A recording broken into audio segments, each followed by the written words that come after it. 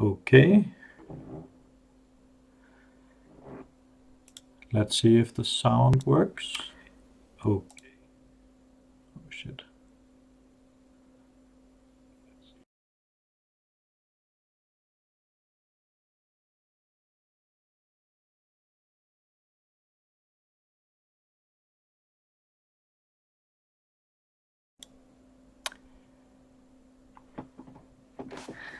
And there's video, I hope. Let's just check the stream.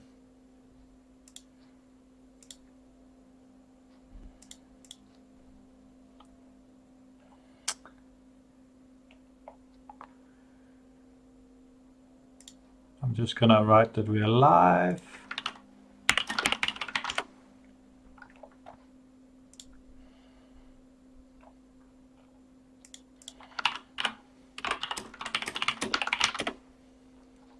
Okay. If there's something wrong with the audio, or it repeats, or it loops, or whatever, please write so in the chat.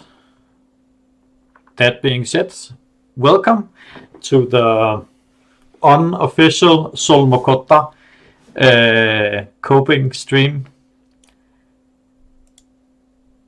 I gotta be honest, I don't know what the fuck I'm doing. I'm just making this as a space, as a place where people can join in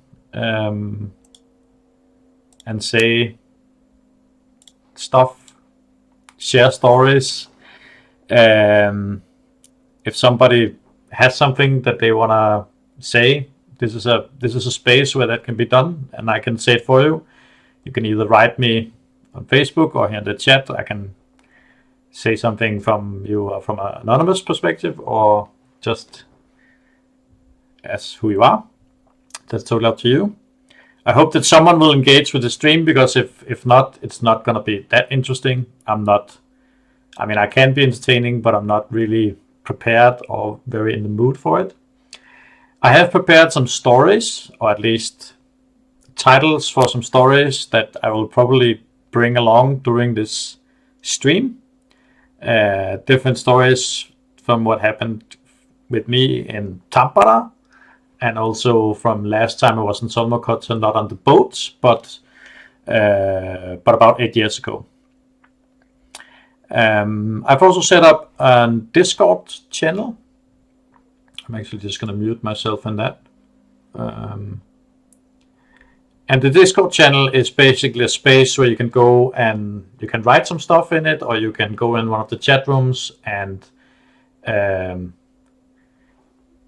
talk with some people. Right now, there's some people who have joined, but nobody has said anything. Nobody has joined any of the talking channels.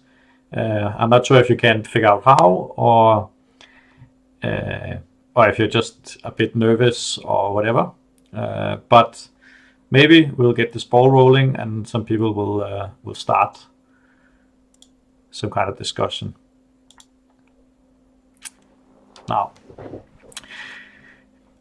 I don't have a big agenda, a big plan.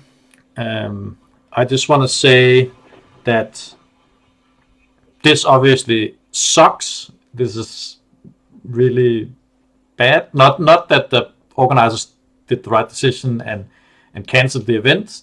Obviously they should. And I think they've been doing a great job of sort of like walking us through this very difficult situation. But it sucks that there is this coronavirus out there that sort of like brings everything to a stop. Hopefully we can take something good away from it. Hopefully we, in a bigger context, can learn from it and sort of carry on and get to a better place at some point. I at least am pretty positive that things will get better. It will probably get more worse from here, but then it will hopefully get better. Yeah, enough rambling.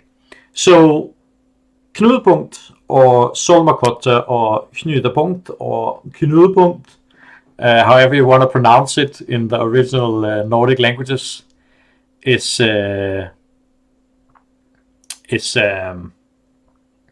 yeah, it means sort of a gathering point, a place where people can go and meet up and network, and it's sort of a tight knot. And yeah, this is sort of like an attempt to do that justice somehow in a bit of an improvised, crazy manner. So that's why there's like these different ways to interact through either through Discord or through the chat here, or with me saying something. I haven't made like a big announcement or big statement. I just wanted to do something. Yeah, and yeah, I'll be online for at least an hour or so, maybe more if there's a lot of reactions. Right now it's not much happening. I think there's like 3 or 4 people watching. But if you're out there and you're watching, welcome.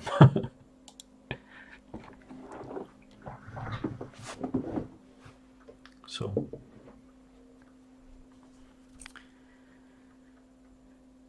but yeah. So, I was really looking forward to this year, especially because it was in Tampere, and I've been living in Tampere about a year or 2 years ago when I was working there. And so for me, it was such a big thing that it was in Tampere, and sort of going back to Finland in at the same space where I was working and had a great time. I was working this very secretive job for like this IT company in Tampere, where there's a lot of IT companies, and we were doing some Danish translation work of some sort. And I'm gonna probably talk a little bit more about it at some point in the stream, but first I just want to sort of like lay the foundation that I'm honestly like in a place where this has been the big thing for me. I think the other big sort of moment this year for me was laying on a cold, hard floor at midwinter in Santa's workshop, and just trying to be a good and happy and cheerful elf in Santa's workshop. And I guess it was a good preparation for these dark times that we are heading into. Being always happy, always smiling, always cheerful. But there's no one here to remind me to be so. So I'll probably a lot of the time just be having my resting face and just be me. Yeah. And yeah, as I said, it really means a lot to me, this event, this especially this year.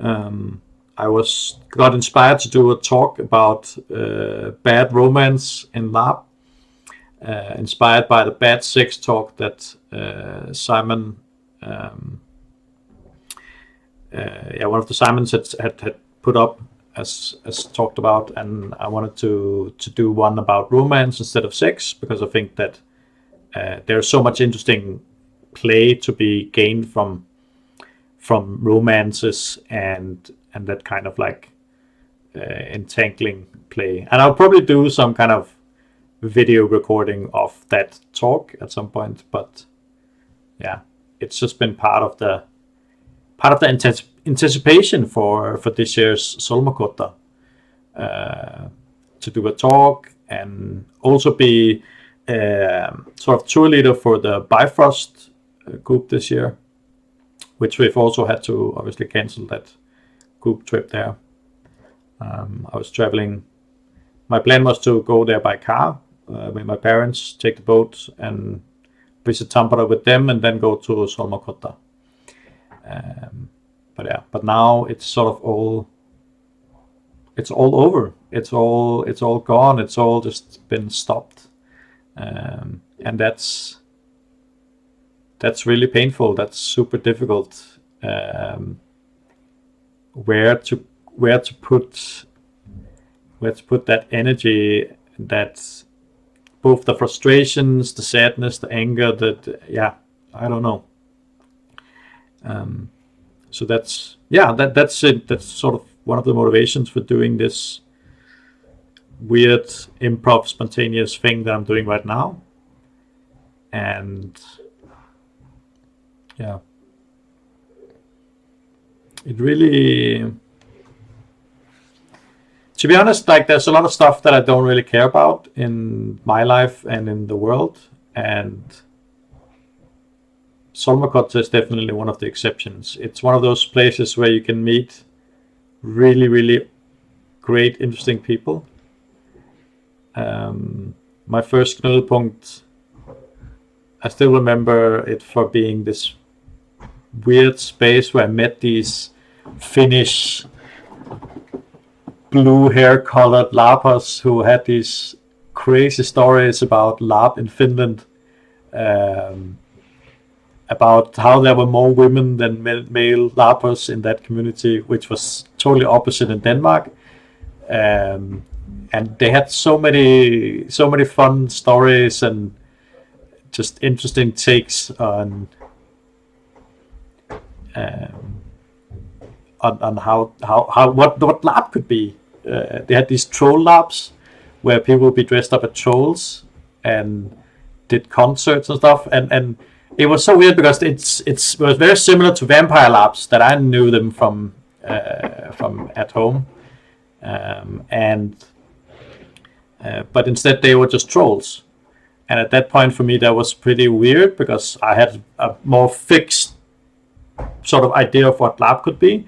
And Knudepunkt and Solmukotha definitely helped sort of like break all those assumptions about what lab could be, for me at least. And I think it's been a space where a lot of people have sort of come and just been wowed about what you can do and how you can do it, and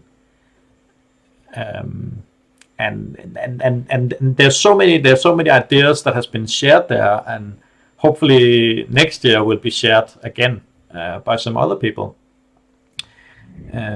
All these great both lab ideas and play ideas, and sort of last year there was a lot of focus on organizer care, at least from sort of like a top to down perspective, that they wanted to have that in mind. And ironically now, all this care is really needed, I think.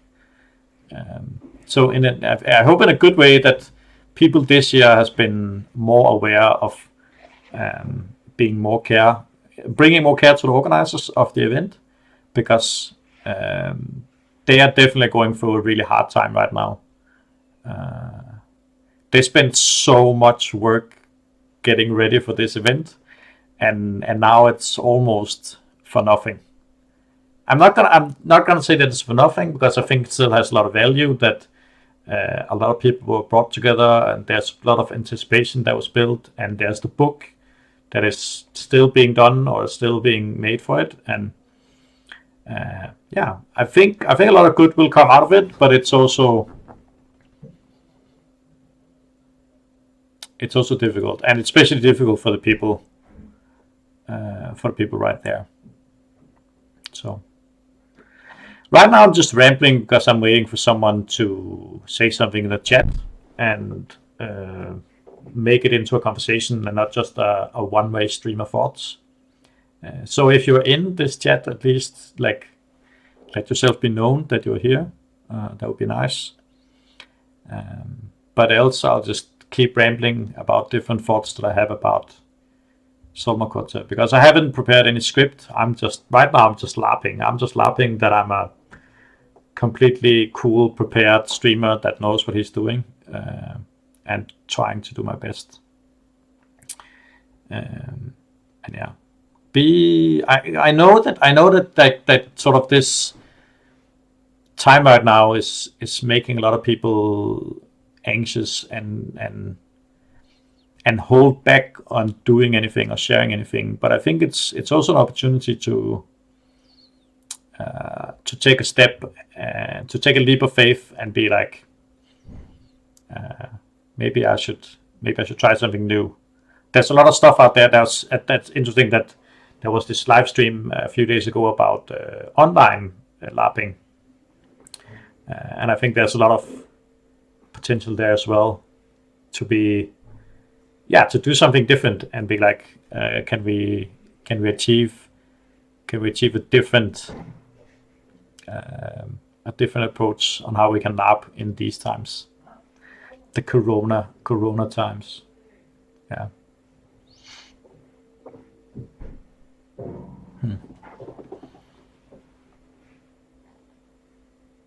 But yeah,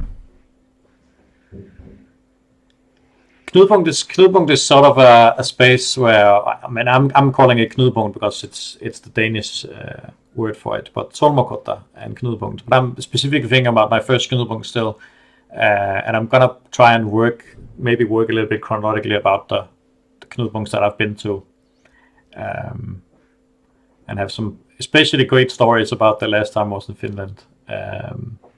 But yeah, back to Knudepunkt, like what Knudepunkt has been and how important it has been for me, especially, and I think for a lot of people.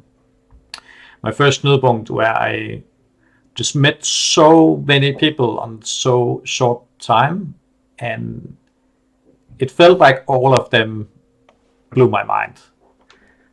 Like, everyone who was there had stories to tell. Not all of it was relevant for me or for what I was doing, but everyone had sort of their passion projects and their sort of views on what LARP was and what it could be. And it was just such a liberating space for me at that time, because the Danish community was, and I think in many ways still are, and I guess that a lot of people can have this with their local community, that it's a bit limited on sort of ways to LARP and what you can talk about, and sort of how open in your ideas you can be. And that's where Solmukotha has definitely been different. That obviously there is still some stigmas and some ways to do things and some stuff that is limited, but it's definitely also a place where, compared to my local scene at that time, it was very, very open and very, maybe I want to say innovative, but yeah, it definitely is a space where we could go beyond where we were. I remember being in this talk about LARP hacking at my first year. And there's this guy sitting with these huge dreadlocks on a table. Like, he's sitting on a table with huge, he doesn't have a presentation. He's just sitting on a table and had some stuff, some different props that he had with him on his table. And he explained this concept of LARP hacking.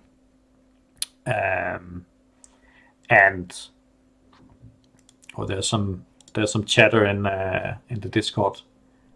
But yeah, I'm just gonna finish the story and then I'm gonna address the Discord. So yeah, the LARP hacking stuff, which was basically the idea that you could hack a LARP, that you could do something and go beyond. I'm just gonna join Faber here and be like, trying to explain.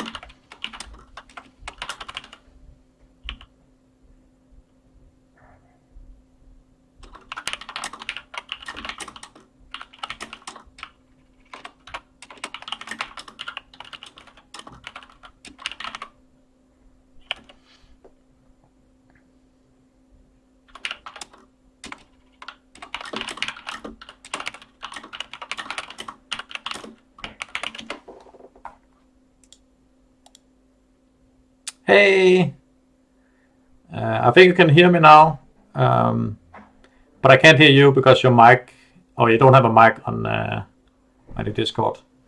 Well, so just for the viewers on the stream, that I've just joined the Discord chat with Fabe, and she can hear me.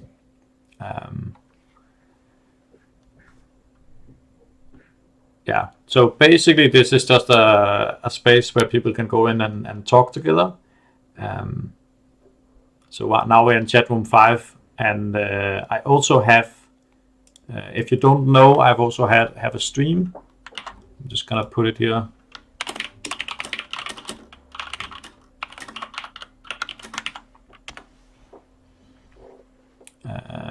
I'm just gonna mute myself here so you don't hear the sound double.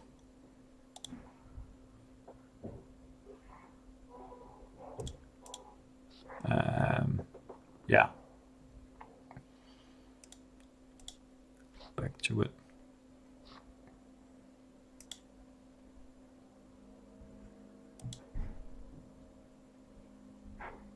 Yeah, that's perfect. If you have any questions, Faber, you can just write in Discord, if that's easier for you. And the same goes for anyone else. So,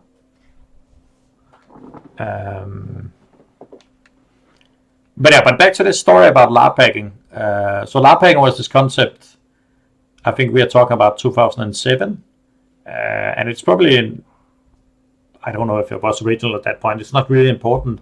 It was just an idea that was shared there, and for me it was very helpful of putting words on something that I've already sort of been using in some sense.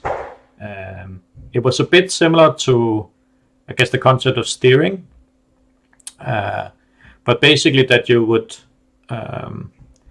do some sort of like off-game-ish actions to either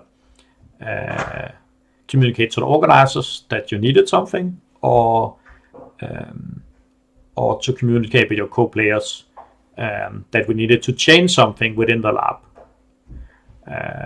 So basically hacked the sort of existing parameters of the lab, and it was, I guess, a bit controversial, and still is a bit controversial, the idea of hacking the sort of the author's intent, but it also goes very well in line with sort of the idea of the death of the author, that once you sort of like started your lab, the sort of the lab is in control of the players, and maybe they should have more liberty to do stuff than they already have.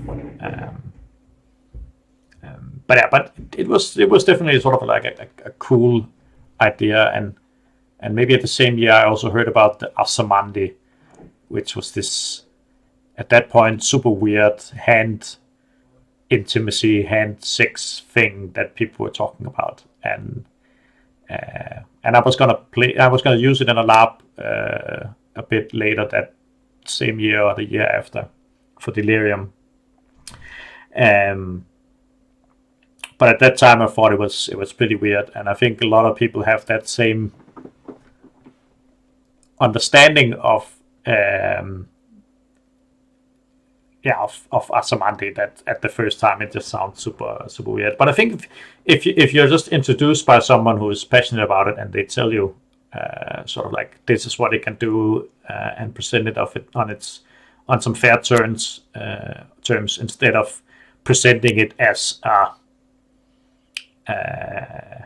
sort of this sex guru thingy, because a lot of people have a difficulty with that, and it's also a bit unfair because it's not necessarily just a tool for lab sex simulation, but yeah, that's a difficult topic, but it's a kind of topic that would be discussed a lot at Solmukotha.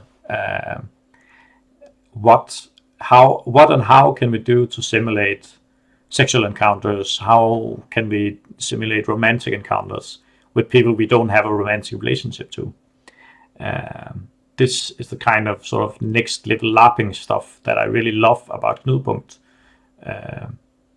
And it's both in a formal way that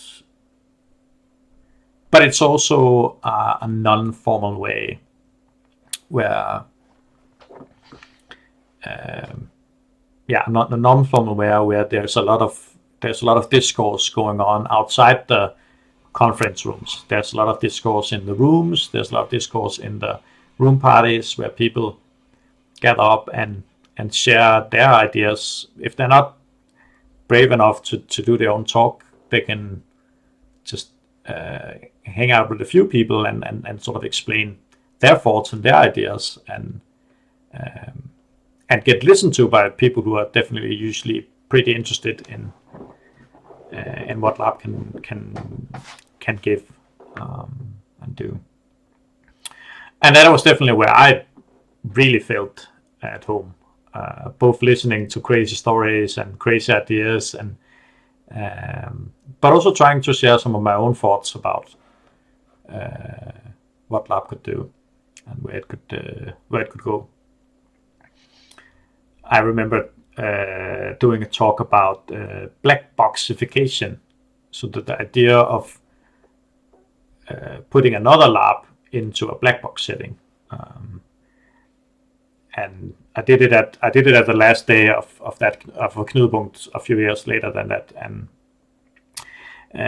everyone was super hangovered, and I had this presentation with a lot of really bad pictures of black box stuff, because black box is difficult to have pictures of.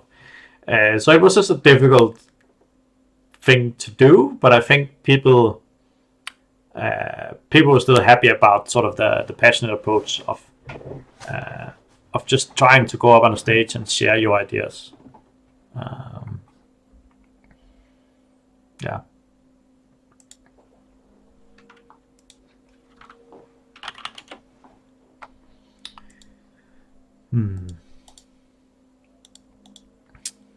Let's see. See if somebody have written anything.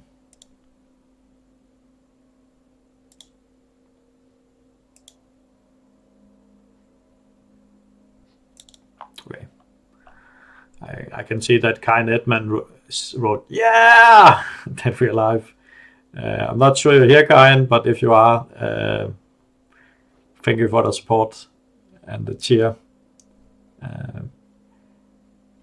It feels a bit silent in here, but we will try and keep the ball rolling, and hopefully some more people will join and we can have some more discourse. Oh yeah, Kai Edman has written the first chat message. She's also here. Awesome. Welcome, Kai. I don't know if you've been here the whole time, but you're very welcome here. So yeah, continuing down the road of stories, from the first. Okay, so this is one of the more fun ones. So we're still at the first Knudepunkt, and I just arrived at my first Knudepunkt back in 2007, I think. And I walk in the door, and it's in Denmark, and I meet Jonas Hedegaard, who was this really cool, or who is, but at that point, from my perspective, was a really, really cool LARPer, and had done a lot of cool things. But he was also a bit of an edgy guy, famous for some crazy stuff about being naked at parties, and he was the chairman, or used to be the chairman of the Danish National Organization. And at this party, he was on a bike and he was naked, and a photo was taken, and hence he's been known as the Naked Chairman. And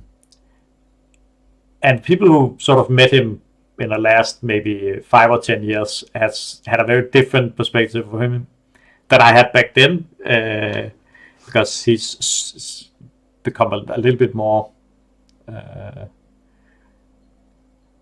little bit more grown up, I would say, is maybe the nice way to put it. But anyways, he was he greeted me when I arrived, and the first thing he tells me is, "Hey Charles, we are sharing a room together, and I have a ground rule that has to be applied for our room to function." So if you hook up with someone in your room, and that person sort of like, or if I hook up with, but if anyone in the room hooks up with someone and that person is in for more than one person encounter, and he was obviously referring to a sexual encounter in this scenario. But if this person wants a freeway or four-way with all the people in the room, you have to be open for this. And I must admit, I was maybe 18 or 19 or something like. It was pretty intimidating having this guy who was like 5 years older than me talking about how sex should function in our room. Not from sort of like a lab sex thing, but like how actual sex should be in our room. And but he was like, he was a very open guy. He was very funny. He was very positive about it, and he was like, and if that doesn't work, we'll have to sort of like swap rooms or something like that. And I think part of it was a bit for fun, but it was also for me. I was like, I didn't really know what to believe, if it was just a joke or if it was real thing. But it was definitely, looking back at it, just such a fun introduction to Knudepunkt, because it can really be this place that is really controversial and where you're like, where you just get blown away. Yeah, and I mean, as Karin writes, designing for shared spaces.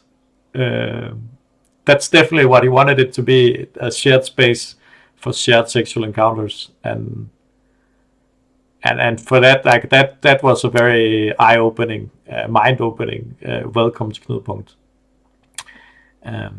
And yeah, that's definitely not been my encounter with everything at Knudepunkt. It's not everyone who's taking part in the shared sexual shared space design, but some are, and they're usually pretty open about it, and that's something that I like. That the people can be honest, and people can be who they want to be, and there's not. We try to break with some of the taboos that we have. Yeah, some calibration techniques. Yeah, there could definitely have been some. But I think that wasn't really so much of a thing in sort of the Danish lab community in 2007. It was more, let's just do crazy and not calibrate. But later that year was, I think, later the year or the year after was when Delirium happened.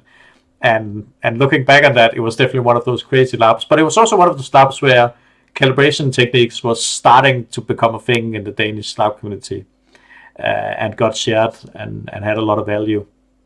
And that stuff, I think, came from Knudepunkt to Denmark. So I think we learned stuff from there. And yeah.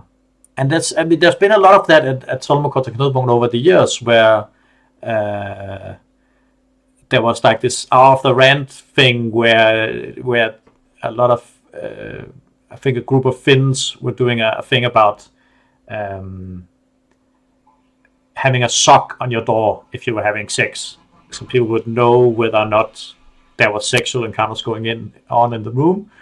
So at least they know what's going into, and I think that's kind of a calibration thing, where it's like you need some information to be able to calibrate whether or not you should walk into the room. Yeah, and I'm happy that you're here, Edmund, because you came at the perfect time when we were talking about nakedness and experience, that kind of stuff. Yeah, the sauna. There's been a lot of like fun sauna moments. I think my only time at Solmukotha was 8 years ago, and there was great sauna parties there. And I also slept in a sauna because my hotel at that point, or the room where I was sleeping, was at the other, like another location. So we had to walk like 5 kilometers through a frosty, cold, dark forest in Finland.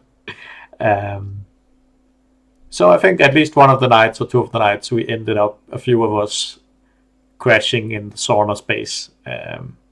Not in the active sauna sleeping there, but just outside of it in the sort of the there's these nice wooden planks that is better than a floor to lay on. Yeah, good times. I mean, I'm not sure I'm really selling Solmukotha Knudepunkt as this amazing experience 100%, but it's a lot of different things, good and bad, and I would not be without it, which sadly I have to be now, at least this year. But fingers crossed for next year, that it's gonna be. That's what I can say. So Karin writes, sauna. My favorite sauna was when we also could run outside and roll in the snow. I don't remember that year, but Jamie was there. Jamie's likely always there when there's a sauna. But yeah, that's such a great tradition of being in a sauna and running out in the snow. That's something that I got introduced to as a kid with my big sister. We were at this like skiing cabin up in Norway and doing skiing. And one of the nights we went to the sauna, and then my sister was like, I've heard it should be really good if you go out into the snow and then go back into the sauna. So you sort of like get super cold and then heat up again. I don't know if it's actually a thing, but from what I assume that I've seen it different places as well. It's no clue what year it was. Yeah, it could have been a lot of years. It could have been, could definitely have been a Norway and a Finnish thing. I think it was not the last time in Solmukotha because it was in a boat, and I think it would have a hard time jumping out into the snow. I would not recommend it. Yeah. We started in 2011, so that was my 4th time, I think. At least it's the 2nd time in Denmark. There was the all on board in Denmark, I think. That was, I thought it was a great year. At least what I can remember. And I guess Jamie was there. I think it was also the year when we did the 3 different books, the Do Lab, Talk Lab, and Play Lab, I think it's called. Talk, do, play, yeah. No, talk, think, do. That's the one. You've never been to a Finnish Solmukotha. Yeah, that's a shame. I guess I can talk a little bit more then about my Solmukotha experience from 8 years ago. So,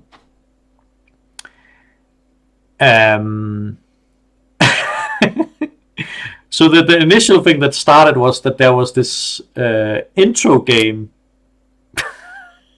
Thinking about it, it's hilarious. So the intro lab for Solmukotha 8 years ago was that that there was an infection, and it was a very contagious infection. So people were turning into infectious zombies and should hunt other people to infect them. And then they just let people loose running around in the hallways trying to infect other people with this deadly virus. So that was last time I was in Solmukotha. And now Solmukotha has been cancelled due to the coronavirus. That's just weird. But a bit funny as well that these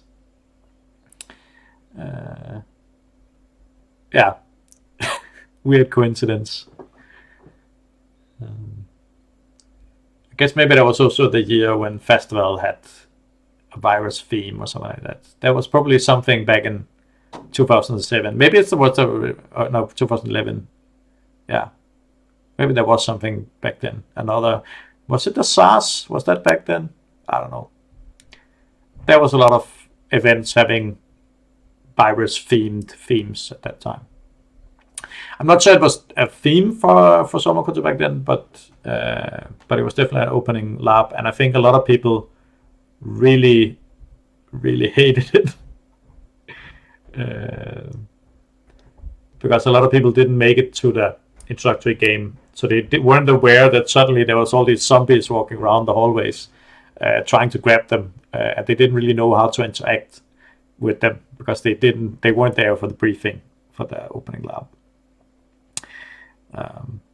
Yeah, but I was there, and I thought I had a lot of fun walking around, and it was a nice way to try and interact with some random strangers in a weird way, and it felt very lab community-ish to have this zombie infection lab at a big conference hotel.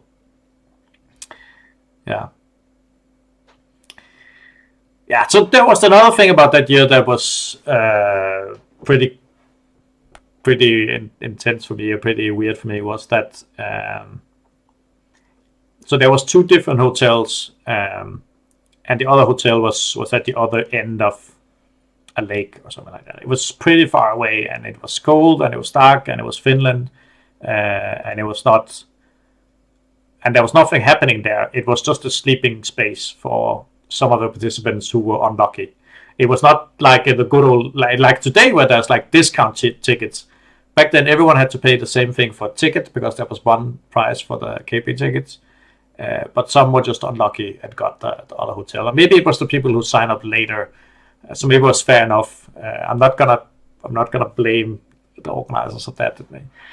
It has turned out to a lot of fun stories since. But yeah, it was definitely difficult to be at this other place because there was a bus going back and forth, but it was like only 2 times or 3 times during the day. One at the evening, one in the morning, and one midday or something like that. So it was pretty difficult to use that option at Knudepunkt, where there's so many spontaneous stuff happening, and you don't feel like, oh yeah, okay, we need to go with the bus and we need to leave now. You rather want to stay at the French wine and cheese testing.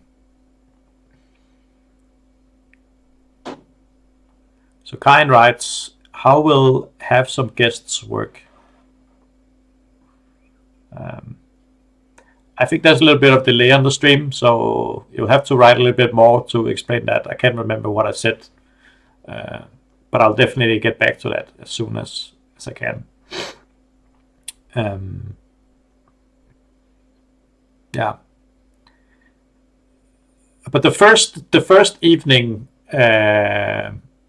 at that year in Solmukotha, there was Hour of the Rants, and the big rant that year, likely the biggest rant that year, was Osher from Israel, who had his talk about this whole Israel-Palestine conflict from an Israeli perspective, sort of a pro-Israeli, pro-military dude.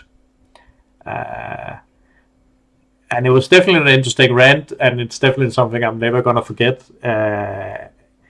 But his basic tagline that year was, or his sort of rationale for his rant was that he was showing some very disturbing pictures about stuff that had been happening there between sort of the Israeli and the Palestinians, and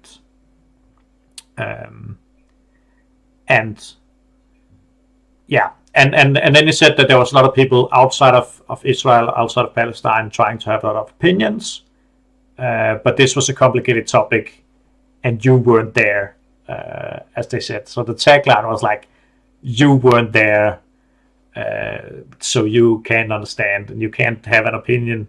Was kind of like the reasoning.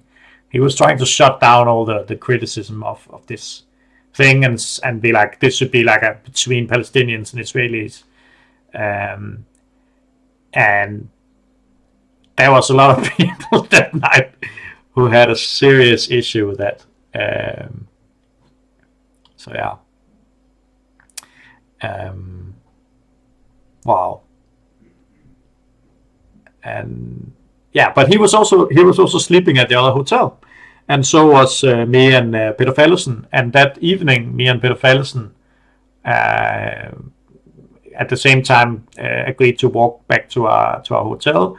And on the trip, Peter is super frustrated about this, like that we have to go to this other location and it's super dark outside and there's all these problems and it's cold and it sucks and the organizers should have thought of something better, and he was like super frustrated about this. And I was a bit drunk and just pretty happy and not really that frustrated, but I thought it was a lot of fun that Peter was so angry. So I mostly laughed at him, but I also would be like, yeah, I totally agree, Peter. Yeah, it really sucks. And at the same time, also having a bit of a laugh. But this really escalated when we get back to the hotel, and we walk in the door, and right in front of us is Usher, and he's already having a debate with one other person, I can't remember who, and Peter is just like, I have to explain Usher some things. And they just starting having this conversation about about this whole Palestine-Israel talk, and it becomes super heated, and not that many people are able to sleep that evening because there's just shouting in the hallway. And I think me and Frederik Berg, who was sleeping right next to it, was just like looking at each other and be like, yeah, we don't really want to interfere or get involved with this. So we tried to sleep, but it was difficult. But looking back on it, it was definitely like a fun event. Faber writes that she remember being super mad about that talk. I can remind there's a bit of delay, so that's why. Yeah, I think Sixes was also there, and or maybe he boycotted the whole event because the Israelis was there. I want to say that he was there, or at least he was there in proxy, being super mad about it as well. But yeah, I think a lot of people were being provoked about that rant, and that's in a way a good thing. There's been some provocative rants, and I think there needs to be a sort of a space to share that kind of crazy. Anyway, let's go back. So Kai Edman writes, have some guests. Okay, so in that sense, guest on the stream. Yeah, so I mean, this is super improvised. I haven't really had any thoughts about anything, but if anyone wants to join in on the conversation, I think we can have like a chat room. A chat room on Discord. Yeah, Wonder Kind has joined Discord. So if you wanna join in on the stream, that would be the way to do it. Then you just need to turn off the sound from the stream so you don't hear me in the past and then the present as well. So if you want to join, Kyan, you're very welcome. This is an invitation. But if anyone else wants to join, that's the way to do it. And yeah, also just writing stuff in the chat is super helpful for keeping the conversation going.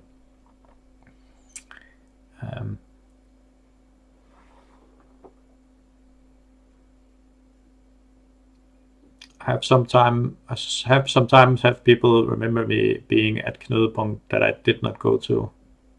Have this happened to you? That's a great question. That's a great question, Karen, and a fun one as well, and definitely a thing. So I weren't at the last knudepunkt on the boat, but a lot of people thought I was there, and thought that they went to my talk about romance and stuff, which was at another year, and had a lot of memories about me on the boat doing stuff that I was not really able to do because I weren't there. I can't remember that many specifics, but it was definitely one of those years. But that was taking a lot of space in people's conscious or subconscious. That a lot of stuff happened there, and yeah,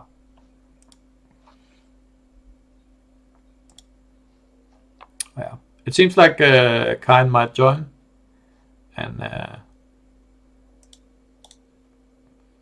then we can make that happen.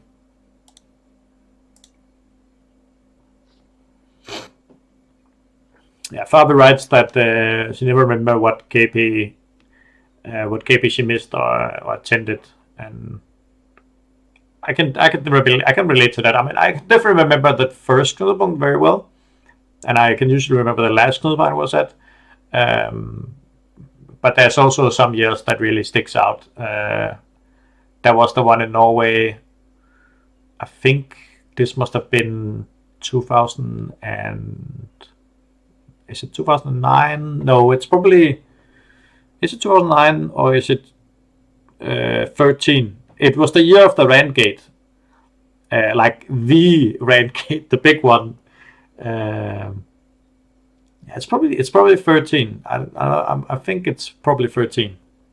I want to say that, but it was in Norway, and there was an hour of the rant where I think it was Klaus Rosted and Kasper Friis did a super controversial rant about the sex tourism thing with Danish men being sort of objects for Nordic women's desire or knudepunkt women's desire, and they were sort of like the victims of a lot of like sexual attention, and that a lot of these Nordic women just thought that they could just you can always sleep with a Danish man, he won't mind.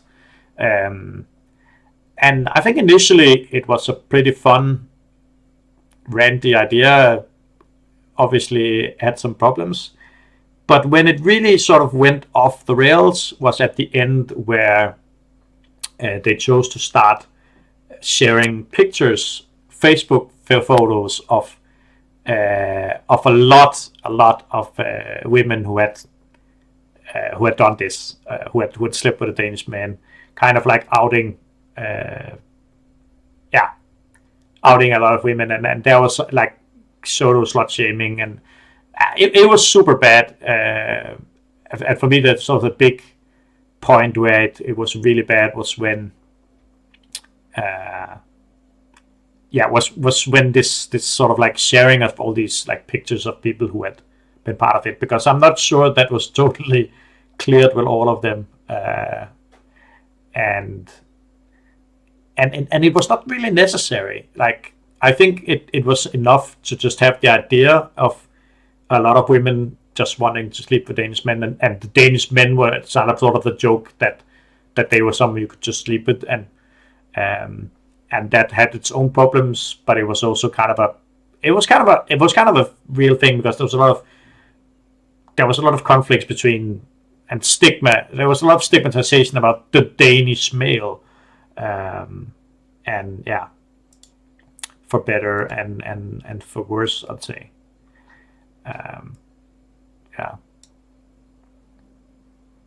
Yeah, Fabi writes times before consent. Yep. Yeah, that's very, very true, and that was definitely not something that was so much part of that time. It was obviously before the Me Too movement, and And I guess on the bright side, the Me Too movement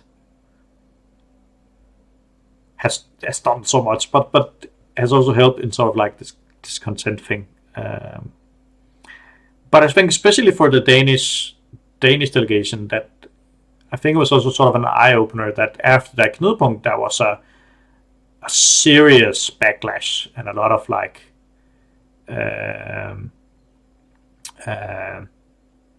there was a lot of criticism and a lot of stigma, and during that Knudepunkt there was people who would sort of avoid people because they were Danish male. I remember Mads Holst, who was there for his first Knudepunkt ever, and he was this Danish man from Jutland, and albeit he's probably like the stereotype of a very like traditional, at least to some extent, and at least at that point, very traditional male, even being a lawyer and stuff. But he had he had heard so much about Knudepunkt being sort of like inclusive and for everyone, and you could be there and you could be anyone, and then he just goes over to a table for some random people and be like, "Hey, what's up?" And then they ask him, "Are you Danish?" And he's like, "Yeah, is that a problem?" And they just, "You can't sit here," or they leave the table or whatever. And it was just, wow, it was crazy. It was really crazy.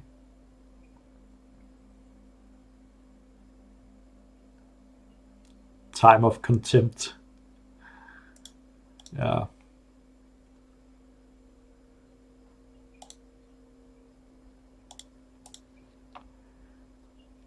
Yeah, Karin, you were a big part of that of the online post discussions. I remember that. You got a lot of fame in the Danish community for being one of the vocal critics. That's for sure. That's for sure. I think you definitely made peace with a lot of them, but I think there's also just so many people who just forgot about it, and there's also like a whole new generation of people now that have grown up in a more healthy, more sustainable school system, and yeah, I have a lot of positive hope for the next generations that I guess my parents also had towards me, that there was less what they call the black school, where everything was very strict, and when I came to school, things were a bit more loose, and you could sort of find your own way a lot more than it was more like soft notching more than strict rules. Faber writes, even Klaus would not do this rant today.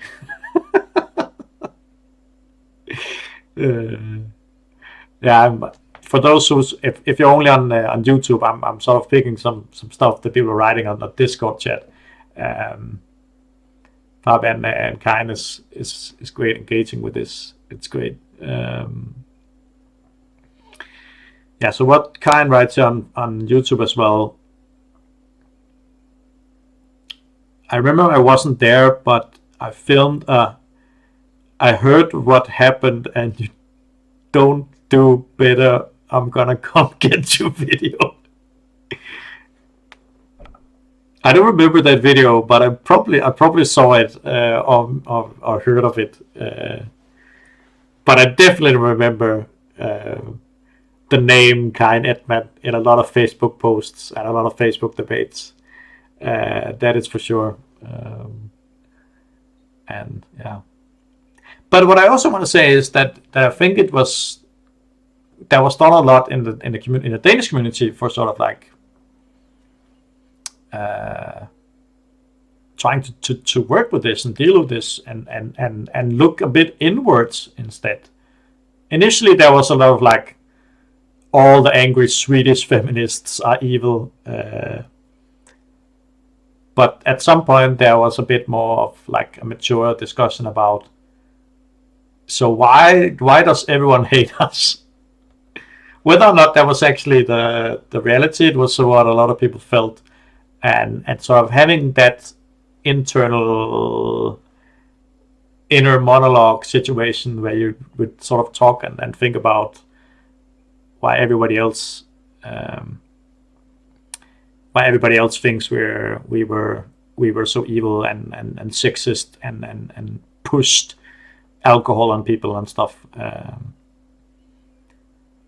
And how did we get there to be that stereotype, and could we do anything about it? Did we want to do anything about it? And there was a lot of like meetings and sort of like closed door groups for Danish men and Danes in general, because the Danish men stigma was also put on the Danish women. They were sort of put in camp with the Danish men because they were enabling the behavior, or they were also part of the behavior or whatever, and they were definitely really frustrated, especially because at that time there was a big movement called Girls in Armor, this feminist Danish movement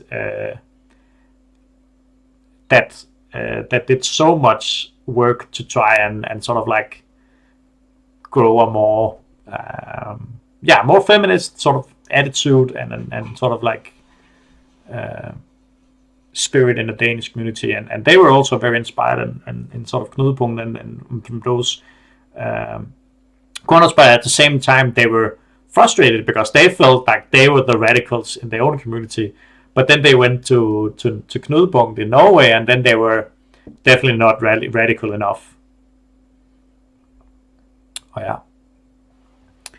Yeah, kind. You can join in chat room 5, and then we can see if we can make some kind of conversation work. There's not that many people watching, so we might as well entertain the people who are here as best we can. Yeah.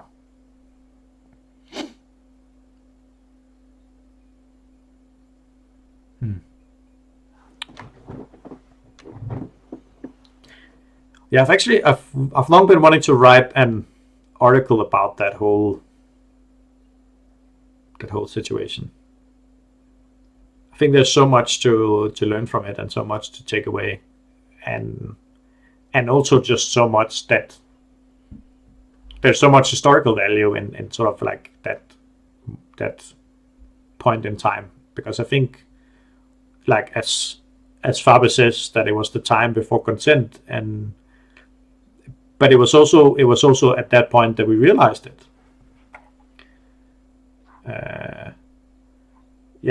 Karin, you can click on. Oh yeah, perfect. So can you? Oh, I can hear you, and I guess you can hear me. So now I need to figure out how to make your sound come on the stream without the stream starting to do echo. So just give me a moment, and I'll try and see if that can work somehow.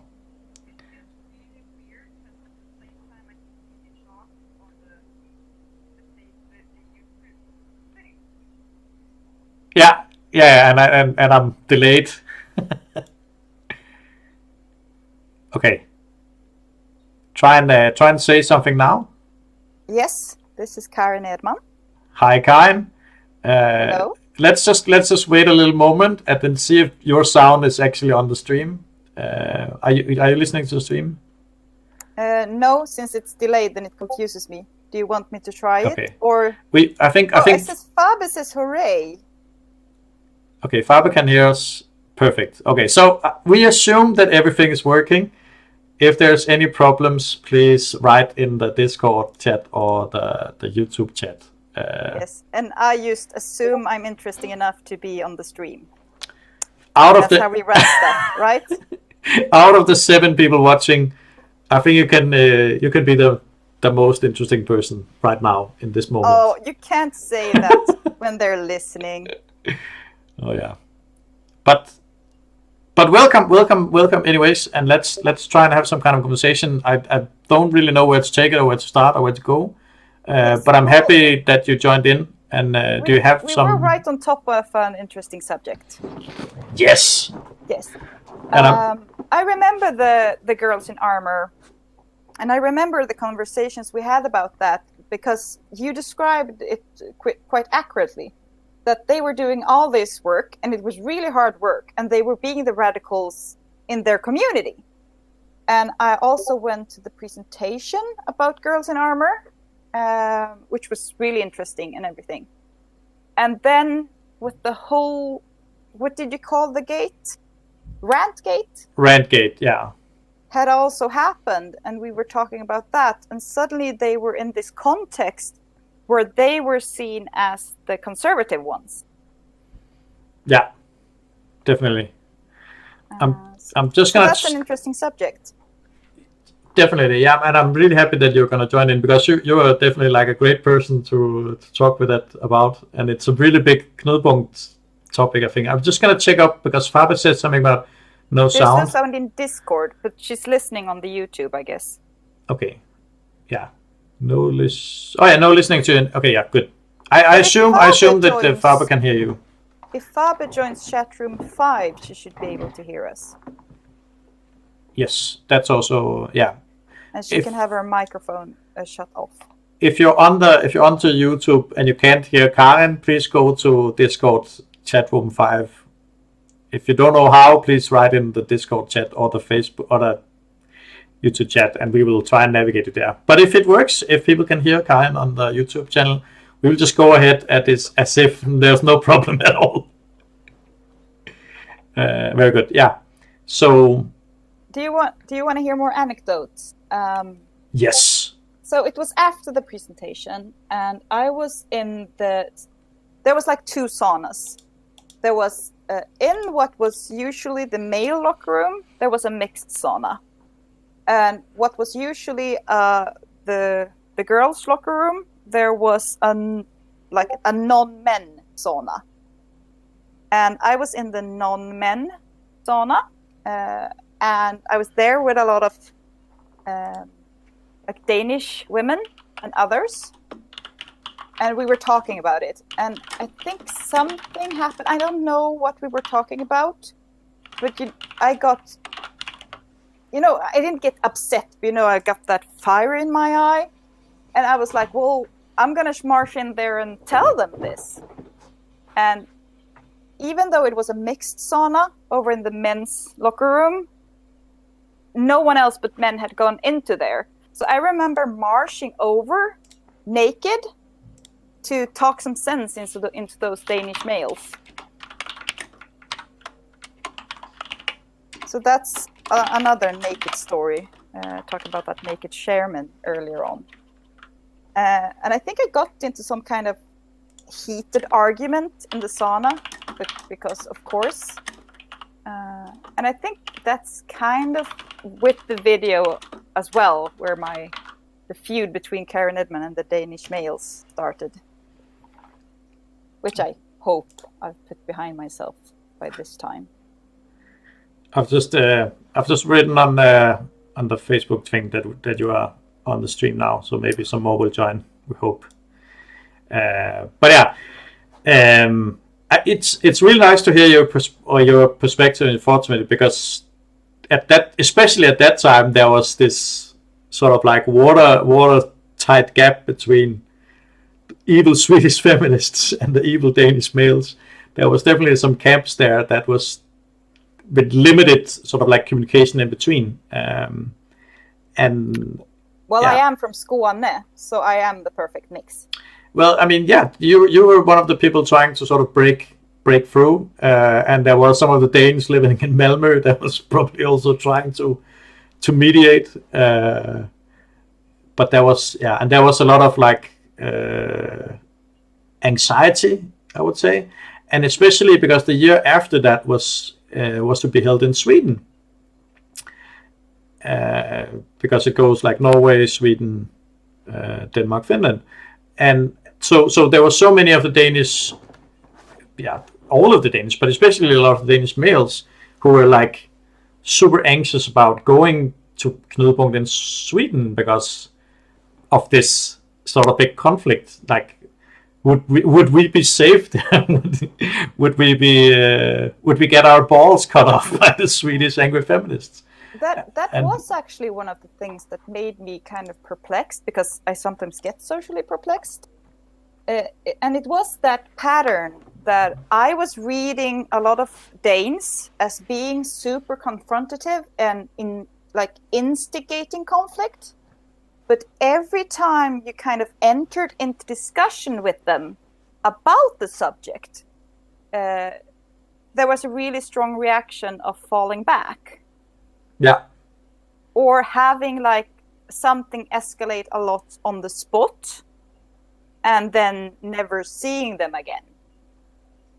Like, and not having that possibility to have an ongoing conversation if we didn't agree from the beginning. Is that a social pattern you recognize at all? yeah. Like my analogy for it would be like this kind of like ex relationship, like this, like you're in a relationship with someone and you break up. So like this breakup atmosphere of like, we've broken up, we can't talk to each other now because we've broken up. That was, I guess, a bit of how it felt like that we are just hating each other irrationally, and we can't find any common ground, so we just can't talk. A bit similar to how a lot of like in my toxic relationships can end, that you just have this, I'm standing on my hill, you're standing on your hill, and we're shouting at each other, but no one is listening and nobody wants to anything. And that was also why sort of the step forward from the Danish community was to look inward, because we were simply not able to have sort of a public discussion about it. It was just not happening, because we were simply not able to have that. Like, we needed to talk internally and not with people outside, because every time we did, things would just blow up. Someone would go in and be like, yeah, but she's evil, or he's stupid, or he's whatever. So we had to sort of like close down and close ranks and have smaller groups talk inwards about how did we get here, and what can we, like, how can we get away from this space, and then slowly have some of these people reach out to some few friends and be like, you sound like you don't hate all Danish males.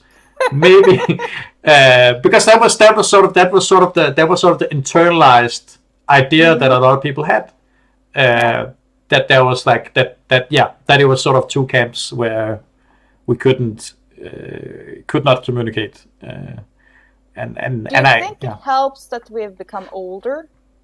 I mean, this was quite some years ago.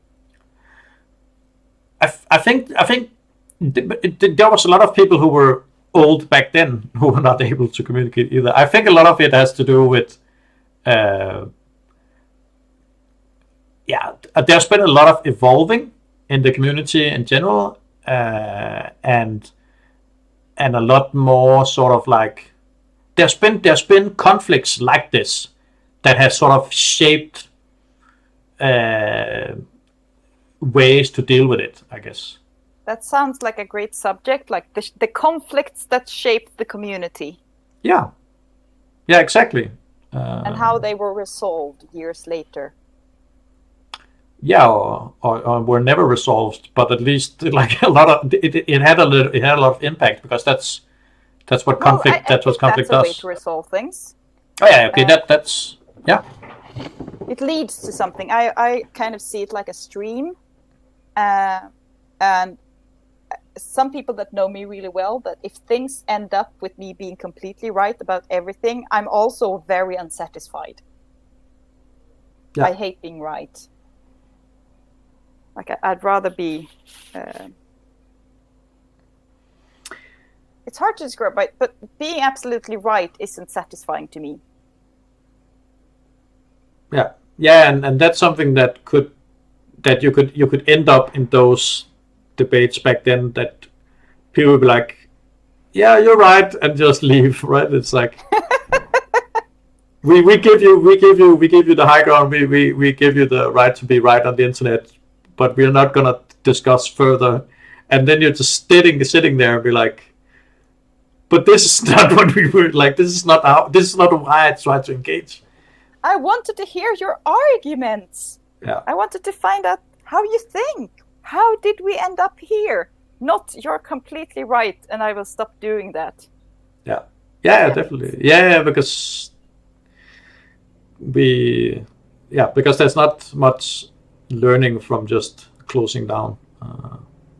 But we did, from my perspective at least, we did a lot of learning from engaging between Danes just and be like, so this is what Karen writes on the internet. Why is Karen writing this?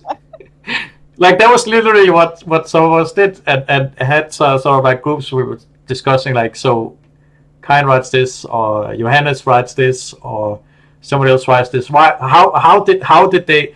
Why? How do we think they came to those conclusions or those understandings? That's the interesting thing. Not like finding out who's right or who's wrong. The interesting thing is to figure out how did the other person arrive at this point. Yeah. For me, at least.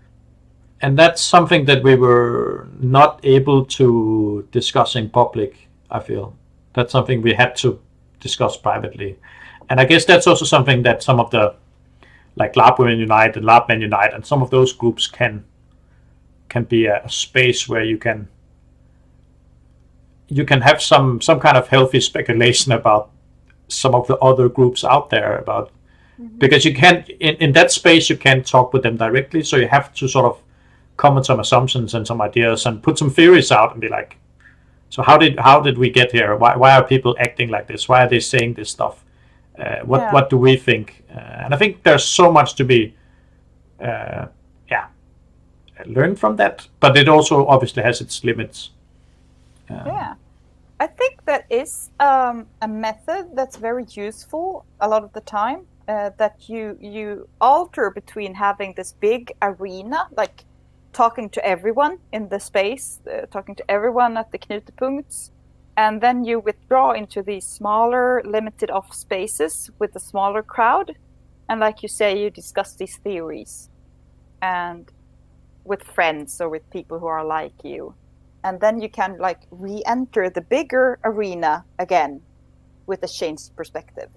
Yeah, that's very well put, and it's definitely something that I can really relate to in Knutepunkt and Solmukotha context, that they're so important. The small room gatherings, the room parties, the fun moments where you're just sitting and sipping whiskey with three Finns and talking about their whatever thing, niche arena, and then you go back out and be like, so that was a thing, and I would not have sort of like gotten into that conversation in the big arena at all, because they were not the people who would share in the big arena, but they would share in the smaller arenas, and maybe I can take something into the big arena and they can take something different into big arena.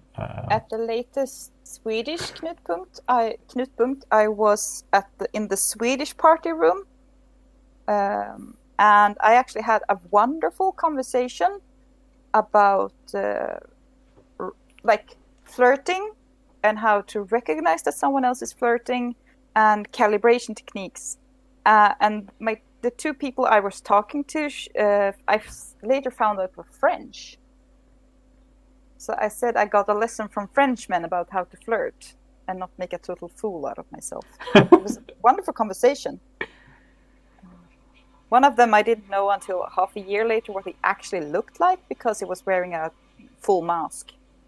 Oh yeah, doing the party. Yeah, where you pour your heart out to some stranger because that's easier.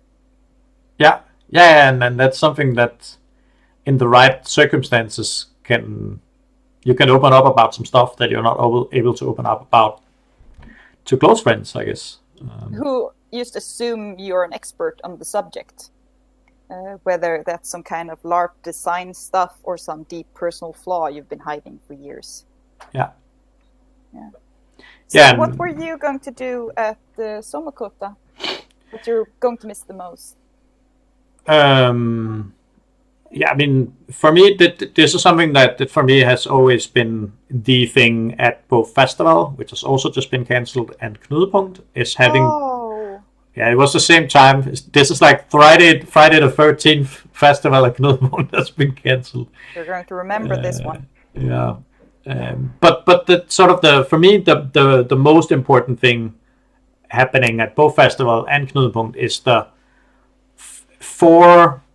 3 to 4, maybe 5 a.m. in the morning, having a bit of an overtired conversation with someone about LARP and life and the bigger and smaller things, like these like really philosophical, really stupid ramblings with people, because that's something that is so good at like similar to the conversation that you explained with sort of like learning about flirting from French people, like set that kind of situations. But it's for me it's just better if I'm really tired somehow,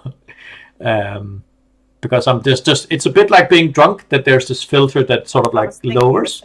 Yeah, it lowers like your inhibitions for what you're going to say and how truthful you're being. And when you're having a conversation with people who appreciate truthfulness, I think it's a good time to have a conversation. I had great conversations last time in Denmark, sitting under the table at the hotel.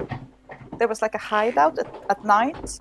Yeah. And everyone else was sitting by the tables, but we were like a small gang under one table and the next table, and we were like crawling between them.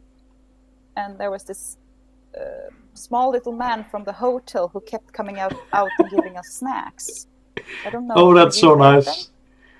I don't remember this at all, but you weren't there. But it's no, definitely not like.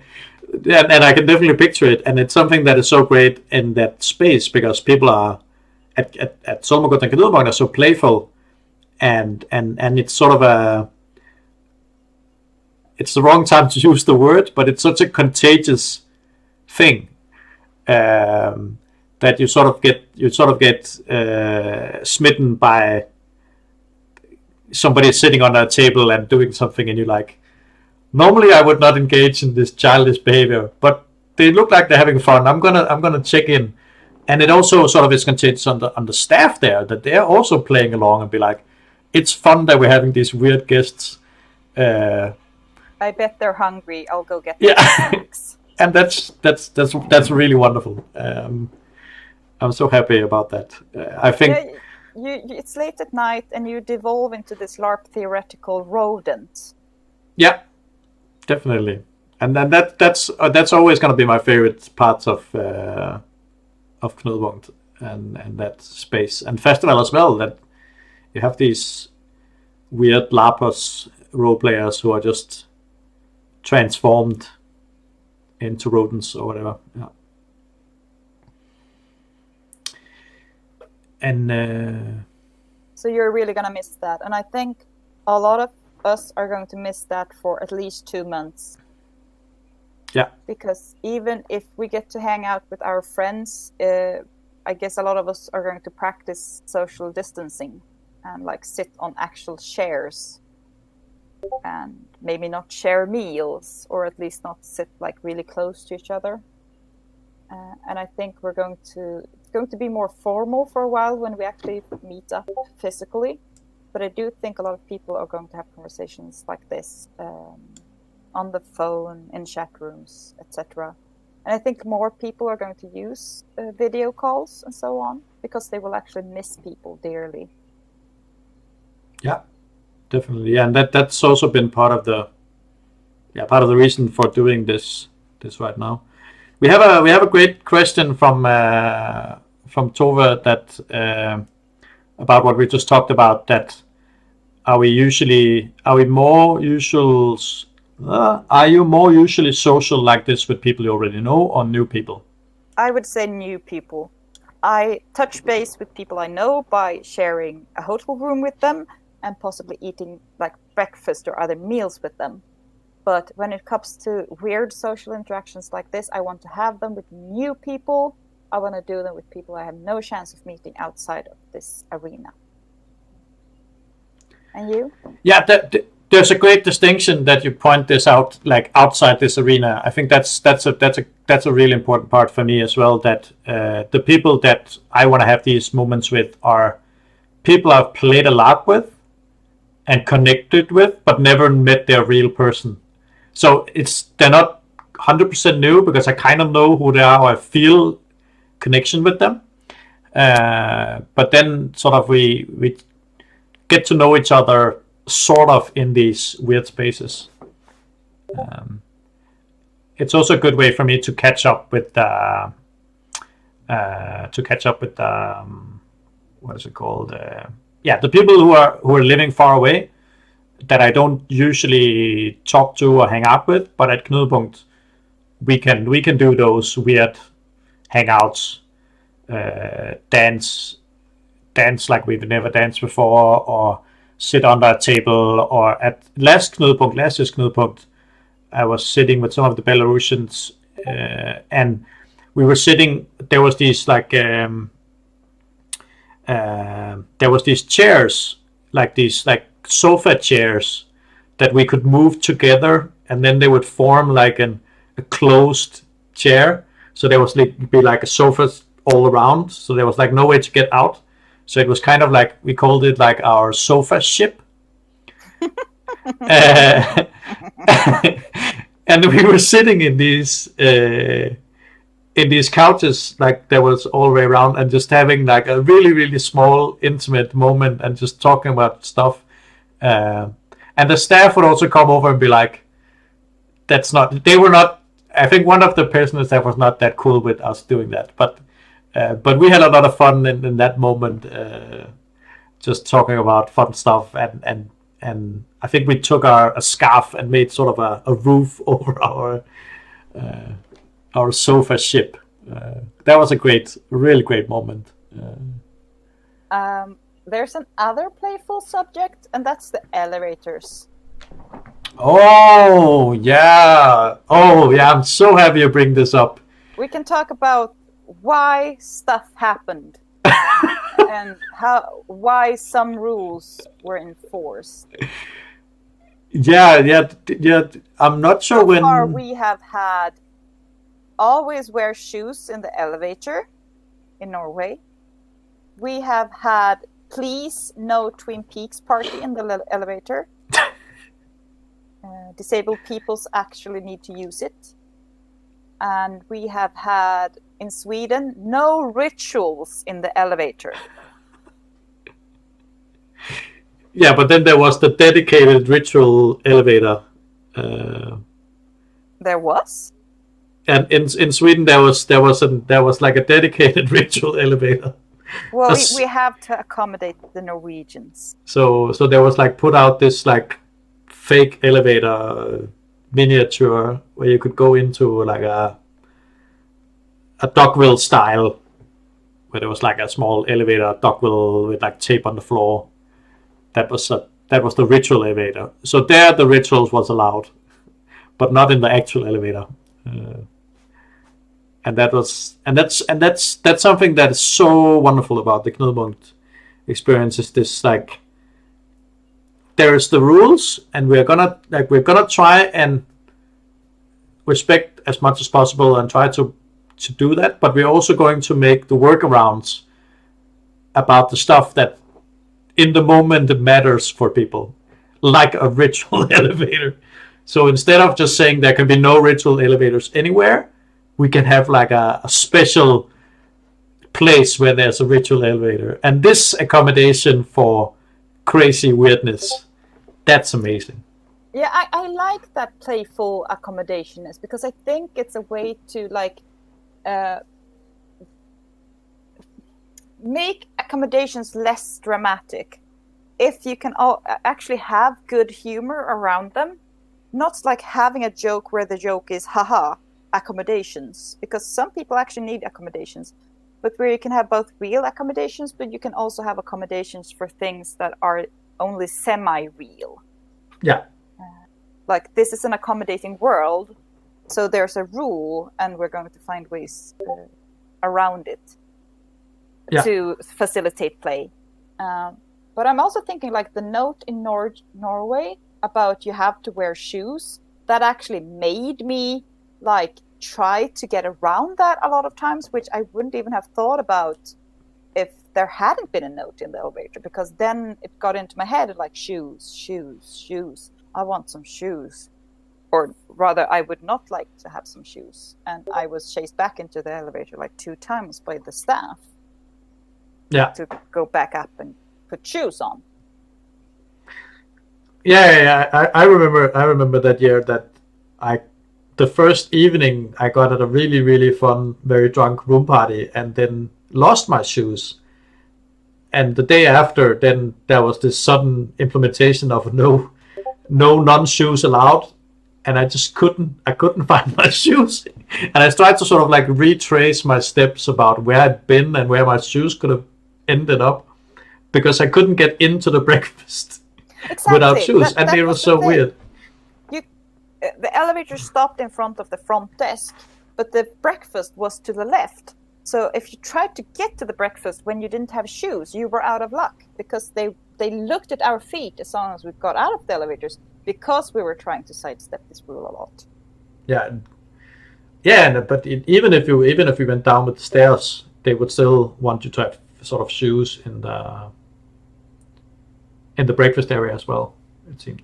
But that hotel also, the elevators existed, but they weren't wide enough for wheelchairs. I remember I was really upset by this. And I went to talk to the staff and I was like, but is there like, is there an elevator for goods that we could use instead, like a wider elevator? And they were like, no, those are the only elevators we have. And I said, how come? And they were like, well, it's a culturally protected building. I was like, wow, how old is it? And they were, it was built in the 70s. And for me as a Swede, where a culturally protected building is like from the 1600s, that really made me surprised because they didn't have to put in elevators that were wide enough because it was built in the 70s. And that actually showed like what I was expecting as a Swede and how aghast I was when I didn't get it. Yeah, that's interesting. Yeah, because in Denmark we have a similar thing, and I think there's also sort of a weird, as a Dane and a Swede talking about Norwegian not having proper old historic buildings or whatever. That there's some complications here that I'm not sure how to feel about. But that being said, in Denmark we also have some newer, like the 70s or 80s buildings made by famous Danish architects that has become sort of like protected somehow, and the same problems occur with not being able to accommodate for all sorts of stuff because they like, we can't build an elevator because this building was made by a famous Danish architect in the 70s and that's more important somehow, and that feels awkward. I think in Sweden, if you wanted to have it as a public space, sooner or later you're going to have to build that elevator. Yeah. Like if you want to keep the historical building, it's going to have to be like a museum about the historical building. And if you can work around it, like with the ramps or something, you're going to need to do that sooner or later. Although you can get a reprieve for several years. So Fabe said that the ritual thing started as a meme, and I asked her to tell us more about the meme. And she's currently writing, so we might find out more. Yeah. Do you have any more elevator stories? Elevator stories. I'm trying to think about the KPs with the elevators. I mean, there were no elevators on the boat, right? Or were there? Well, I weren't at the boat, even though a lot of people thought I was on the boat. There were probably elevators on the boat, I would assume.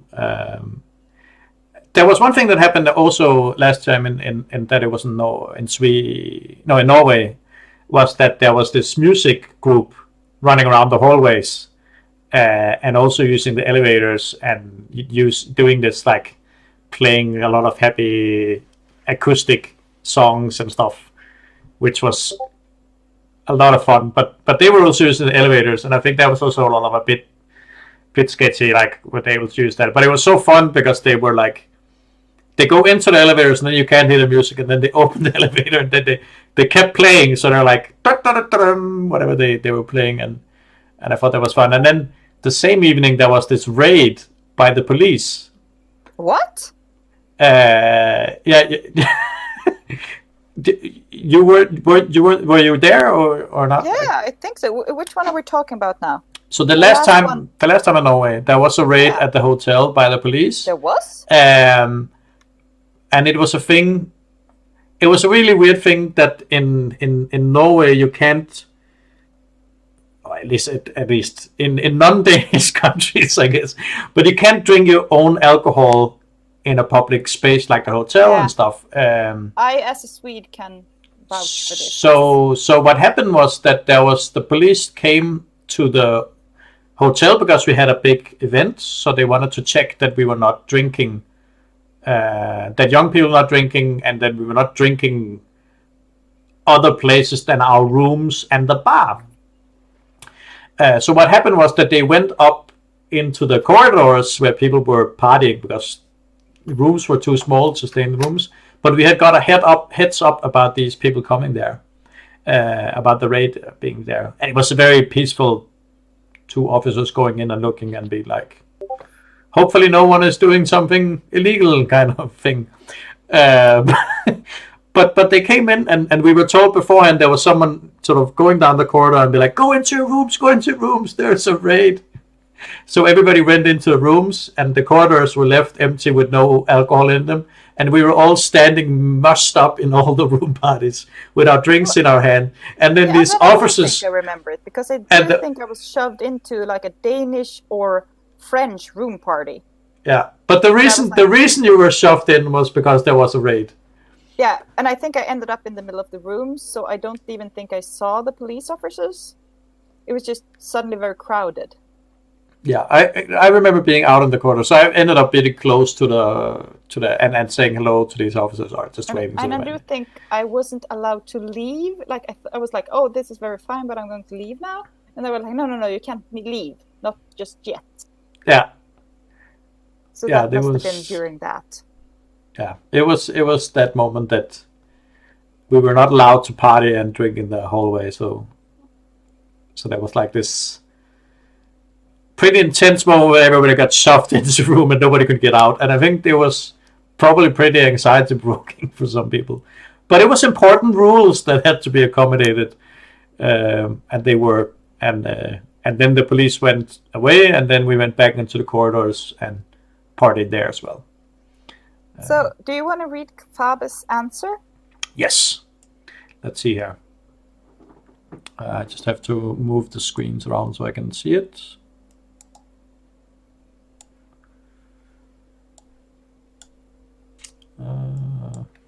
There we go. Okay, so the meme that Fabe has told us about. I think it that started because all old Norwegian LARPs had weird half-naked rituals. So someone at KP thought we, of course, should have it at KP as well. So they started it at one KP and continued in the next one. And of course, there was one at KP1 as well. So all the way from the beginning of KP. Wow. I heard about these old Norwegian LARPs with half-naked rituals in them at the start. And at that time, like I began at 2011, and at that time I was very against rituals at LARPs because I only had bad experiences with them, that they interrupted my play, that they put me in a position where I didn't want to be, and they were always very much about one person and not the group. These days I have incorporated half-naked, weird naked rituals into my own LARPs. Yeah. I'm just seeing that Søren Hjort has joined. He's joining the YouTube as well. Welcome, Søren. And the rituals. That's just such a big thing in. It's sort of the big stereotypical thing about the Norwegian. Or at KP, there's a stereotypical idea of the Norwegians being all about the rituals. Well, I do like them now. They work in smaller games where everyone who wants to can be involved, but others can slip away. Yeah, there's a lot of design there's a lot of this designing around rituals that can be either positive or negative. That you can definitely do a lot of stuff to make them a play like this. What is it called? Open floor rule, where it's Open like you space. yeah, maybe it's the open space thing. We can like Open door. or maybe it's the open door. Yeah, like one of these like open things where you can like go in and leave again. Where you want to. Yeah, exactly. And that's how good rituals, in my book. I think that's obviously it's also good rituals that are planned and run out. But it's nice when rituals are sort of like in and you're able to go in and out. I really like that. But there's been obviously good rituals that are closing rituals, for example, can be very powerful. Actually, that's the kind I don't like. I don't like closing rituals. Yeah. Okay, so why? I with my feet, and did you ask me why? Yeah.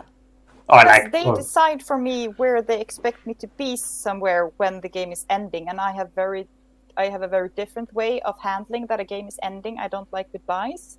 Oh yeah. And even though there might actually be an open door policy in place, I don't feel these days that I'm allowed to leave, because if I leave, that's like a vote against the organizer or something. So at big places like Knutpunkt, where no one notices I'm not there, I will just not be there.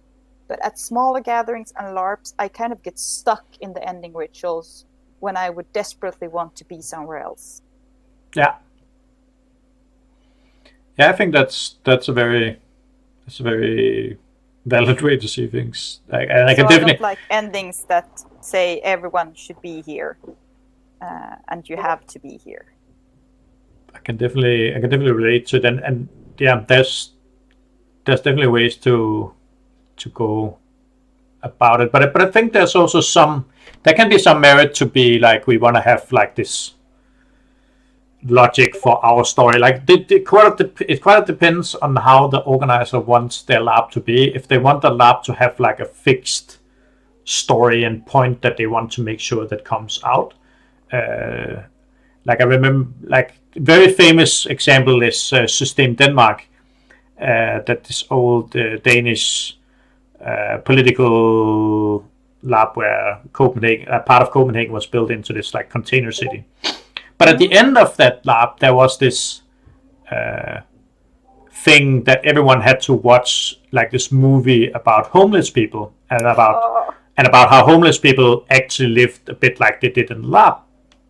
And that was something that you were sort of like forced into because, it was how they wanted to end the lab, that you watch this movie, and then you would go out and be like, I need to be better to homeless people, because that's not just sort of a part of the point of the lab, it is the point of the lab, and we're going to hammer it through to the players. And a lot of people were super angry about it, but it was definitely something where it's like very clear that this was the intention, and this was why they made the lab, and they wanted this to be a way to end it and move on, and they wanted to pressure people to be better to homeless people, be more aware of homeless people's struggles, because now they have suffered in homeless people like conditions or whatever.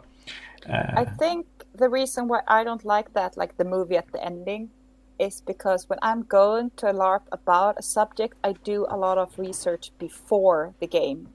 And if I get shown a movie like that after I even played the game, I feel like I'm being, I bet you didn't think about this, hey. And I was like, I've known about this for years. Yeah. But for some, it can be super important. But I think you should be able to opt out. Yeah. Yeah, I think that's general good rule. As we also talked about the time before consent, the time before opt out.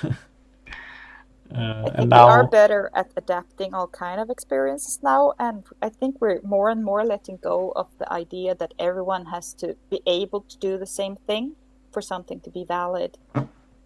Yeah, it's interesting when you compare to the gaming industry, the computer gaming industry, where there's a lot of like there's also a lot of discussion in their space when they make video games about should they make content that everyone gets to experience, or should they make content that some get to experience? And there's a lot of like back and forth about whether or not all the resources should be only used on the for everyone part, or it should be whatever. There should be all these Easter eggs and random shit that people can find at the lab. And I think that's the same discussion could also be done in labs. That I have done that discussion actually. Oh yeah. I used to say that I thought that absolute majority of the work and time should be put into the LARP for everyone, because I had seen some organizers put way too much money and energy into like creating one prop that was only for like 3 people, like the main wizard's staff or something, and no one else would be able to hold it. Or like having the nicest room in the building reserved only for the prince and the primogens, and never allowing like any of the other players into that room. But Johanna kind of swayed me a little with the argument that sometimes some organizers organize the whole game part because they want to spend their time on making that wizard staff. That is very important for them to put a lot of energy into this wizard staff, for them to have the energy to organize the game. Søren Hjort writes, the main wizard staff, how utterly phallic.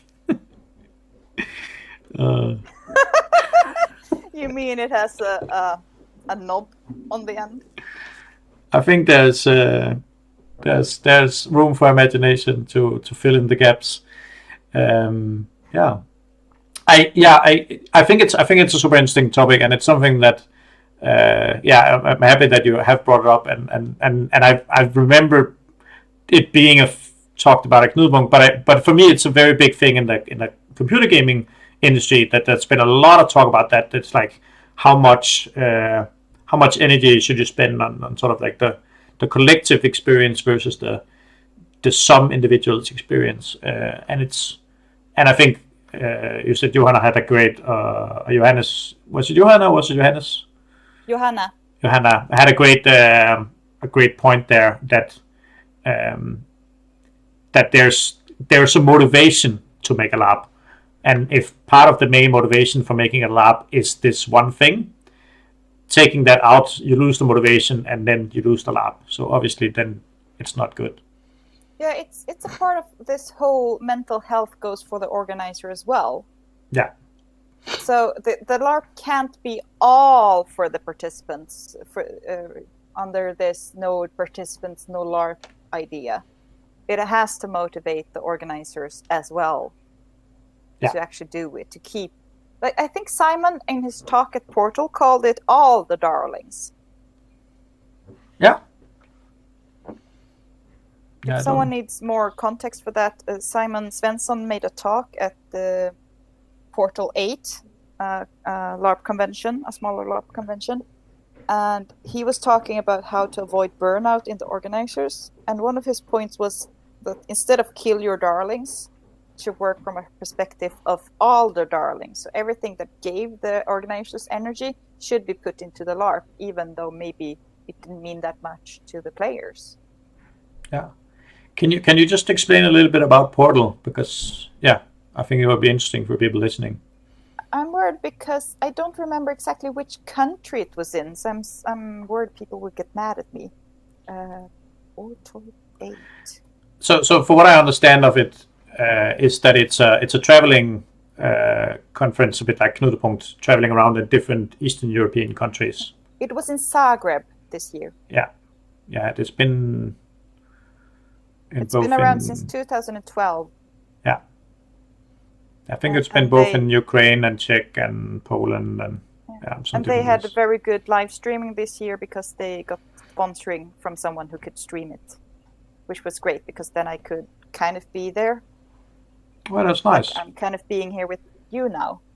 Yeah, I think there can hopefully be some kind of like, not live streaming, but some streams in relation to this year's Knudepunkt with some of the talks or something like that. That would be cool. Karin is here now. Who? Karin. Oh, On the Discord. Hi, Nice. Karen. Welcome. My Discord said Karen is here as the prophecy foretold. It's really nice that it has all these like fun welcoming messages. Yeah, it had a real old reference. It had that someone was here to chew gum and kick ass, and they were all out of gum. Oh yeah, classic. And that's a Duke Nukem reference for Yeah. those of you who are like very old gamers. And I think I mostly remember about Duke Nukem. It was that the first few games came out kind of directly after each other, and then there was one last Duke Nukem game that just took forever. And it was always like, no, it's not going to come out. It was because like every time it was almost done, technology had moved in like further, so they had to redo the whole game. Yeah, and the reviews for it was like horrible when it finally came out. That Yeah, it doesn't have to be a good game. It's Duke Nukem. Game out of its time. Yeah. It's also known for being super sexist, but with a lot of humor. And as someone who played Let's Shoot Larry when she was a kid, I have bad sense of humor and can actually find that really funny. But that's because it's not in a social context. It's not around people I don't know. It's just me playing a game. Yeah. Like me interacting with this digital thing. It wasn't online or anything back then.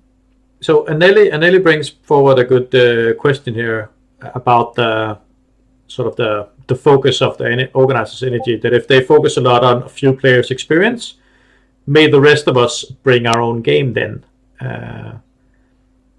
So what do you think about that question or statement? I guess if LARPers are allowed to bring their own game, I'm always for that. I sometimes even get confused when players mail me and are like, I got my character, is it okay to develop it and put more relationships into it? And I have a few more ideas of my own. Is that okay? And I think they want to respect my artistic vision, but my artistic vision is always to make a LARP. And for me, it's so natural that at a LARP, you take what I give you, but you also bring a lot of your own game. Yeah. Yeah, I definitely feel the same thing. But it was also something that was really interesting when making the initial culture history. That was my vision for the game, was that it should be so open for people to bring their own stuff.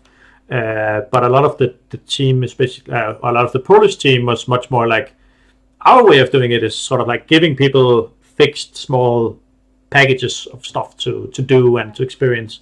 And we had a lot of conversations back and forth about how to sort of make that work together. But we definitely wanted to sort of encourage people to bring their own fun and to sort of organize themselves, because that's something I think is very valuable. And yeah, sometimes the organizers do spend all their energy on a small thing, and then you have to do and you have to LARP hack. I was talking earlier about LARP hack, and it was good. There's actually a difference. Someone asked in the YouTube thread.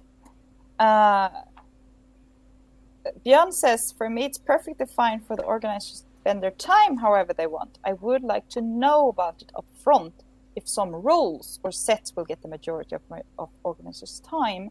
And Anneli says, if the organizers spend all their energy on a few players' experiences. And for me, I'm much more fine with the organizers putting time into a specific thing. But if they put it into specific players, I get jealous. Yeah.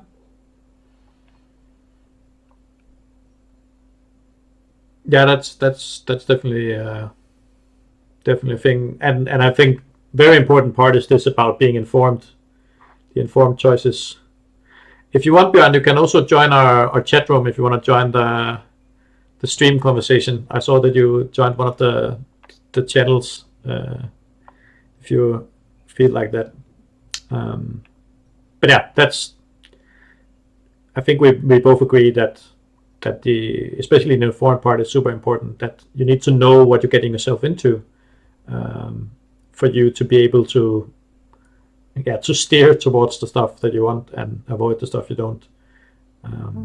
I also find I often need to brief Finnish players in a different way than with other Nordics. Yeah. Because other Nordics will at least ask the question, while a lot of Finnish players will just assume they are not allowed to change the character. And a lot of Finnish players believe that I have a master plan that's written and fixed inside my head. Yeah. And that some things will happen at certain points. And I have only a very loose sketch, and I'm very easy to sway as an organizer. Yeah, that's an interesting point and about they need to be informed about that. Yeah, that's a really interesting point about the Finnish players, because I think there's tendency, especially in the Danish and the Swedish community, of being much more playability versus plausibility and sort of like flexible. We bring our own fun, but the Norwegians are a little bit more master plan minded, and then the Finns are sort of, they want long characters and long written characters and a lot of clear sort of direction from the organizers. And I think they come out from a much more of a book focused media, where you have like a lot of content to work with, and you try to sort of really immerse yourself into the story. To reference an old Knutpunkt's TV, I think as Swedes we bring our own fun because we're not allowed to bring our own beer. Yeah, that's a good one. But we can bring potatoes. No, wait, we can't. No.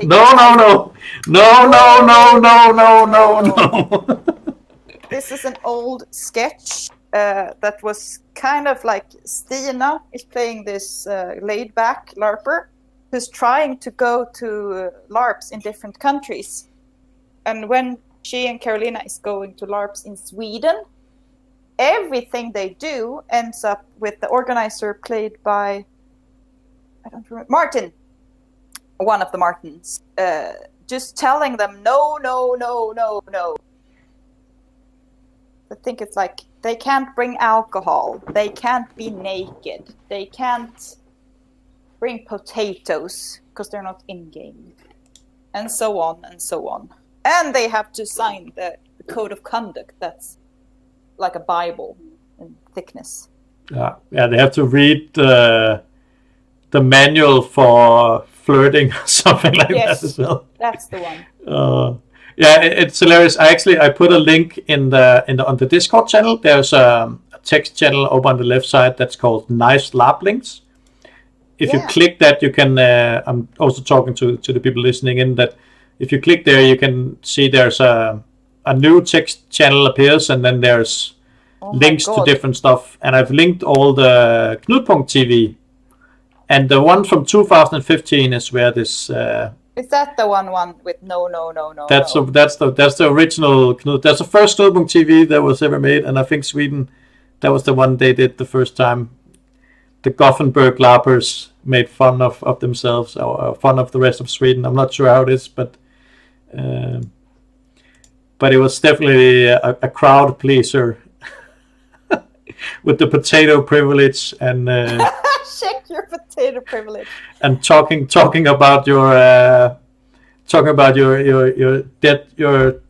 your sister's suicide while peeling potatoes in the mud.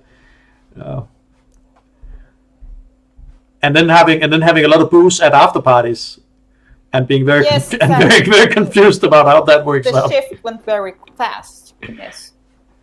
Not only a lot of booze at after party, but also that the flirting manual was thrown out the window. Yeah, that makes sense. Yeah, and the year after they made one about Danish LARP, which is basically a reference to Inside Hamlet and the Danish LARP community, where they're like, alcohol is mandatory, and if you and like, I think one of the players asked, "Where's the vegetarian alternative?" And then it's like, "There's remoulade." I actually used that line when, for my context, it's when someone has made everything they could to make an inclusive event, But then someone comes up to them are like, oh, this is very nice and everything, but I just want to ask, where's the vegan snack table? And I've taken that from if there any vegetarian food, well, there's remoulade. That sometimes, well, you don't get quite the whole way there. And that's okay. Yeah.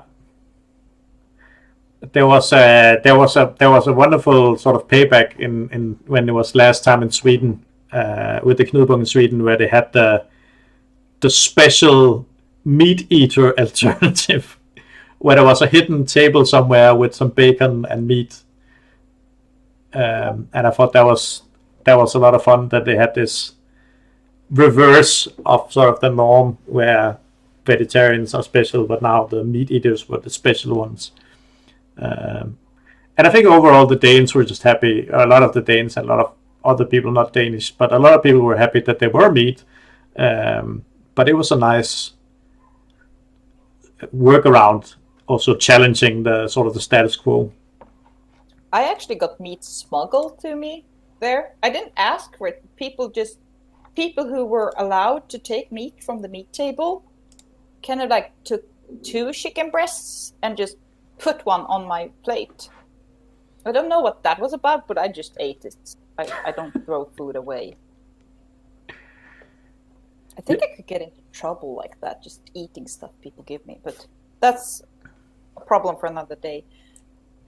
Talking about this reversal thing, like having the majority's food be special food and the other way around.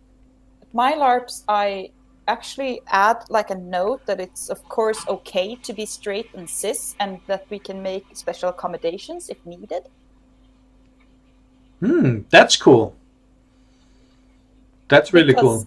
I've had to tell people that they are of course welcome at the game, despite being cis and straight.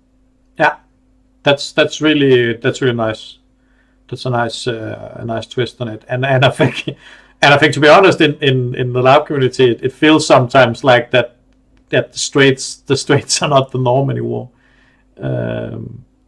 That most people here are very queer and very open about even how little queer they are, and I think that's a really good thing. That's very healthy.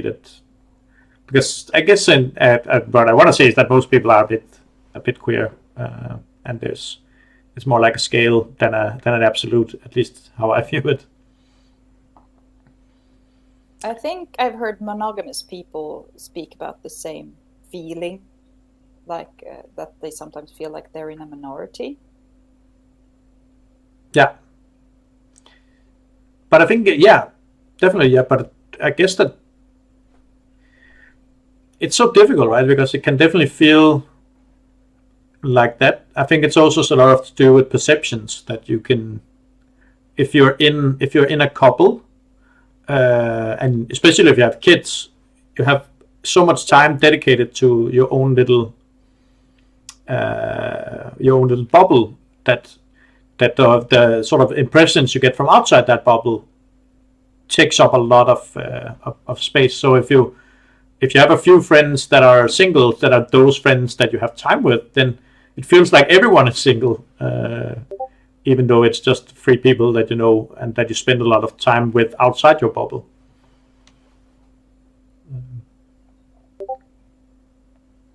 Yeah. So that was a short way through like sexual politics at Knudepunkt again. Yeah. Somehow we keep going back to it. And it's definitely one of the things that is so... It's one of the many things that is so wonderful about Knudepunkt and Solmukotha is this openness. Like, it's also the place, it's definitely the space where I see the most openly trans people just being there. And sometimes I hear from some of them that it's not far from perfect, but from where I'm standing as a non-trans, not having many trans close friends, or maybe not any close trans friends, I'm not. Anyway, that's not the point. The point is that from my perspective, it seems like that space is very inclusive, but I'm also obviously very blind to a lot of that stuff.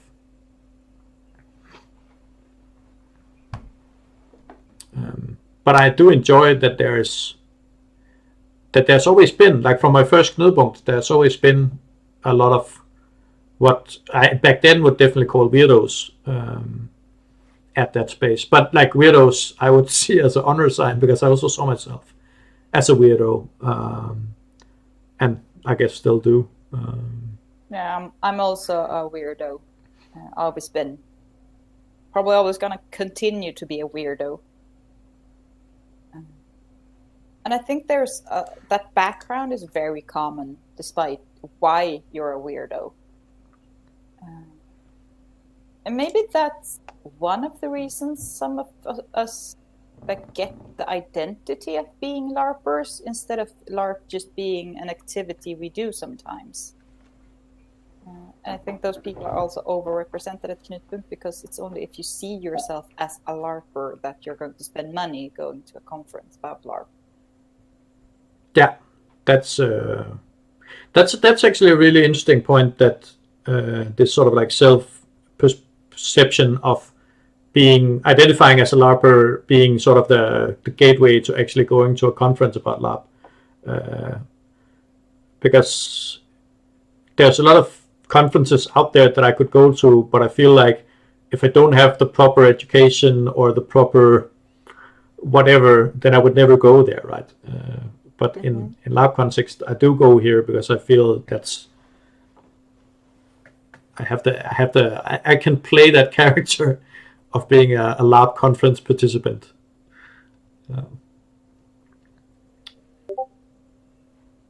I guess it's also something that scares a lot of people away from Knudepunkt. That it becomes, and some of the problems there as well is that it becomes very self-absorbed or self-important, or a place like a pedestal for weirdos. I'm not sure how to sort of express it, but I think that there's something there that for a lot of people it's weirding them out, and in a bad way. I'm also thinking it can also be a normative space, I often feel. Like, I have my own ways around that, but what I mean with normative is a lot about the LARP creation, like the good, bad, fun stigma. Do you know what I mean by that? How is a good LARP organized, and people who don't organize good LARPs are irresponsible idiots? Yeah. I think that's an interesting... I'm not sure I feel that way myself when I go to Knudepunkt, because for me it feels like it's the place where we don't necessarily need to do that, but I can definitely get that that's the vibe. Oh, I've left talks over that feeling. Yeah. Where it's not this is how I do things thing, but it's a very dogmatic, or what's it called? When you're not being descriptive, but you're being prescriptive. Like, this is how we do things from now on. And I find the way people do things extremely interesting, but then they need to realize that there are members from a lot of different LARP cultures, because there can be different LARP cultures just within one country. And if we're going to have a conference, then it's about those meeting. And of course, I can get into fights with them, but that doesn't mean that I'm right and they're wrong, although I can feel extremely strongly about some subjects. Yeah. Yeah, I mean, I feel that that's the norm outside of Knudepunkt as well. So for me, it's like when I go to Knudepunkt, there's people still there having that mindset, but I feel there's also a lot of people at Knudepunkt who doesn't have that mindset. And I'm definitely more interested in possibilities than prescriptions, as you say it. Because there is so many different ways to approach LARPing, and the more the merrier, I guess. Obviously, there's some stuff that I want to be sure is part of the labs that I want to participate in. But there's very big difference between what labs I want to participate in and what labs I would be against anyone doing. And also a little shout out to Faber saying that at KP people are people, not genders. Which, well, they can be genders if they want to be genders. Yeah, that's an expansion on that for sure. I'm just putting that there because I have some binary trans friends where that's really important. Yeah. Like you said, there's often at Knutpunkt you can see people wear the clothes that they actually want to wear, and not having to conform to what they like usually wear in their job. Yeah. Well, I think the difference is why I see this normative streak is because I can often even see positive program items as still being prescriptive. Like, I can see some things being an offer right now, but if I don't agree with them, there will be punishments further down the line. Like, there's a way of selling some ideas that's very seductive, and I've always had like a gut reaction against things that seem too good to be true. Yeah. And that's why I don't want to confuse having a good time, a nice time, having like a good vibe in a room with the things being propagated at that program items actually being for good. It's hard to explain. Sometimes people say horrible things in a nice tone of voice. Yeah, that's most of the time I think when horrible stuff is being said, it's being said in a nice way. Because especially when people say, if we just do things this way, everything will work out. I have a cure-all for all these problems. I'm like, that's not how reality works. At least not for everyone. We talked about your favorite thing to do was the hangouts in the middle of the night, but if we stick to program items, what kind of program items do you like? I mean, I'm definitely a sucker to Ike Fetland's soothing voice. So whenever he's doing a talk, I just go there and become in a sort of a transcendence mindset of being like, this is nice and it's interesting what he's saying. I'm not always sure about if you understand it, but it's just, he has a great way of communicating. And he often also sort of puts out some interesting perspectives, like the last talk he did that I remember in Norway was about manipulation, and he had been to this cult actual retreat, and he was talking about this cult retreat, and then using that as an analog about how lab can also be, and especially lab communities can be very cult. Yeah, exactly what I was talking about. And it was a great talk about that stuff, and for me it hit really hard because I had just played Simon Svensson's and the crew's lab. The first they did the couple like lab, they did the solution. Mm-hmm. And at the solution I was part of the group there that was in a cult. So for me it was like very present to, I just played what felt like a cult lab, and then going to this cult talk. So obviously I think part of that is also being interested in the talks that are relevant for what I just played. You like that connection. So if I can feel a relation to it,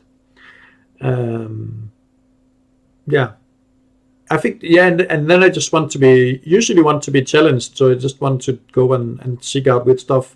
And my main go-to sort of like guide of how to figure out my program is to find someone at Knudpunkt, have a conversation with them, and then ask them, where are you going, and then follow them.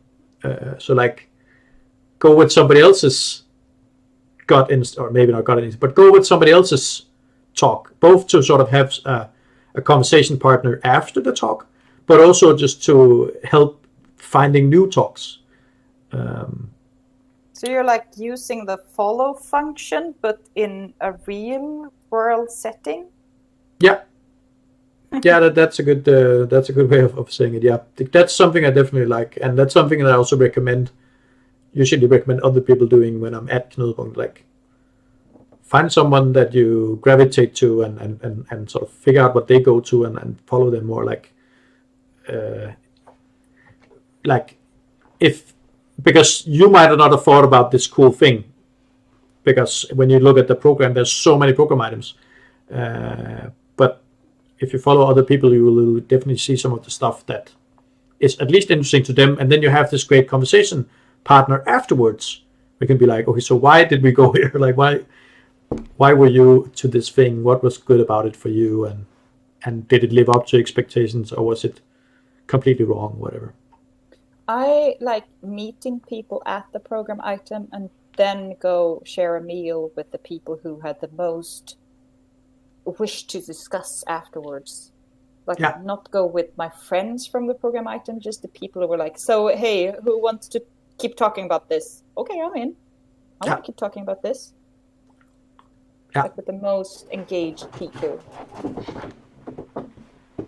Yeah, and that's something that's so.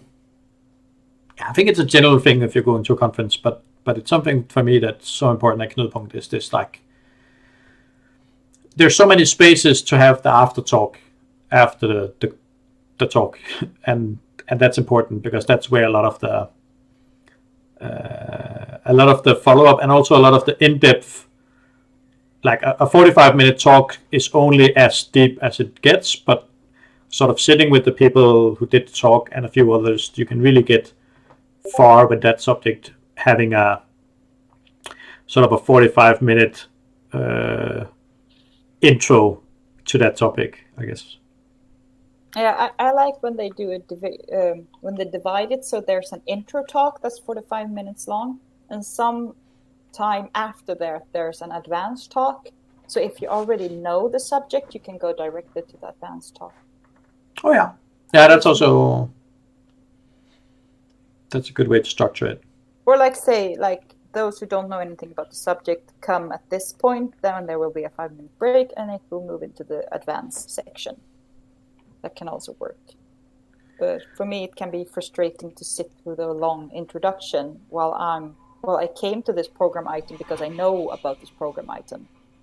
Yeah. You don't need an introduction from me. Yeah, we did that in... before I'm going to say anything, I see Björn writes a long thing about cults that we should try and address here. So Björn writes, speaking of cults, how is it actually decided who organizes Knudepunkt each year? Is it just whoever is first saying that they will do? Is it decided on an earlier Knudepunkt, or is there an inner circle handing this responsibility out? This is a great question, and I think this is a great forum to actually talk about that, because this is as the title says on the talk, it's an unofficial Solmukotha Cooping stream. I didn't ask anyone of allowance to do this, and I'm just doing it. Anarchy. This is complete anarchy, and this is also how Knudepunkt started out being, that it was just some people who did a Knudepunkt the first time. And then at that Knudepunkt, some other people said, we're also going to do one in Sweden. It must have been, yeah. And then after Sweden, somebody said, we're going to make one in Denmark. And then after that, the Finns were like, we should also make one.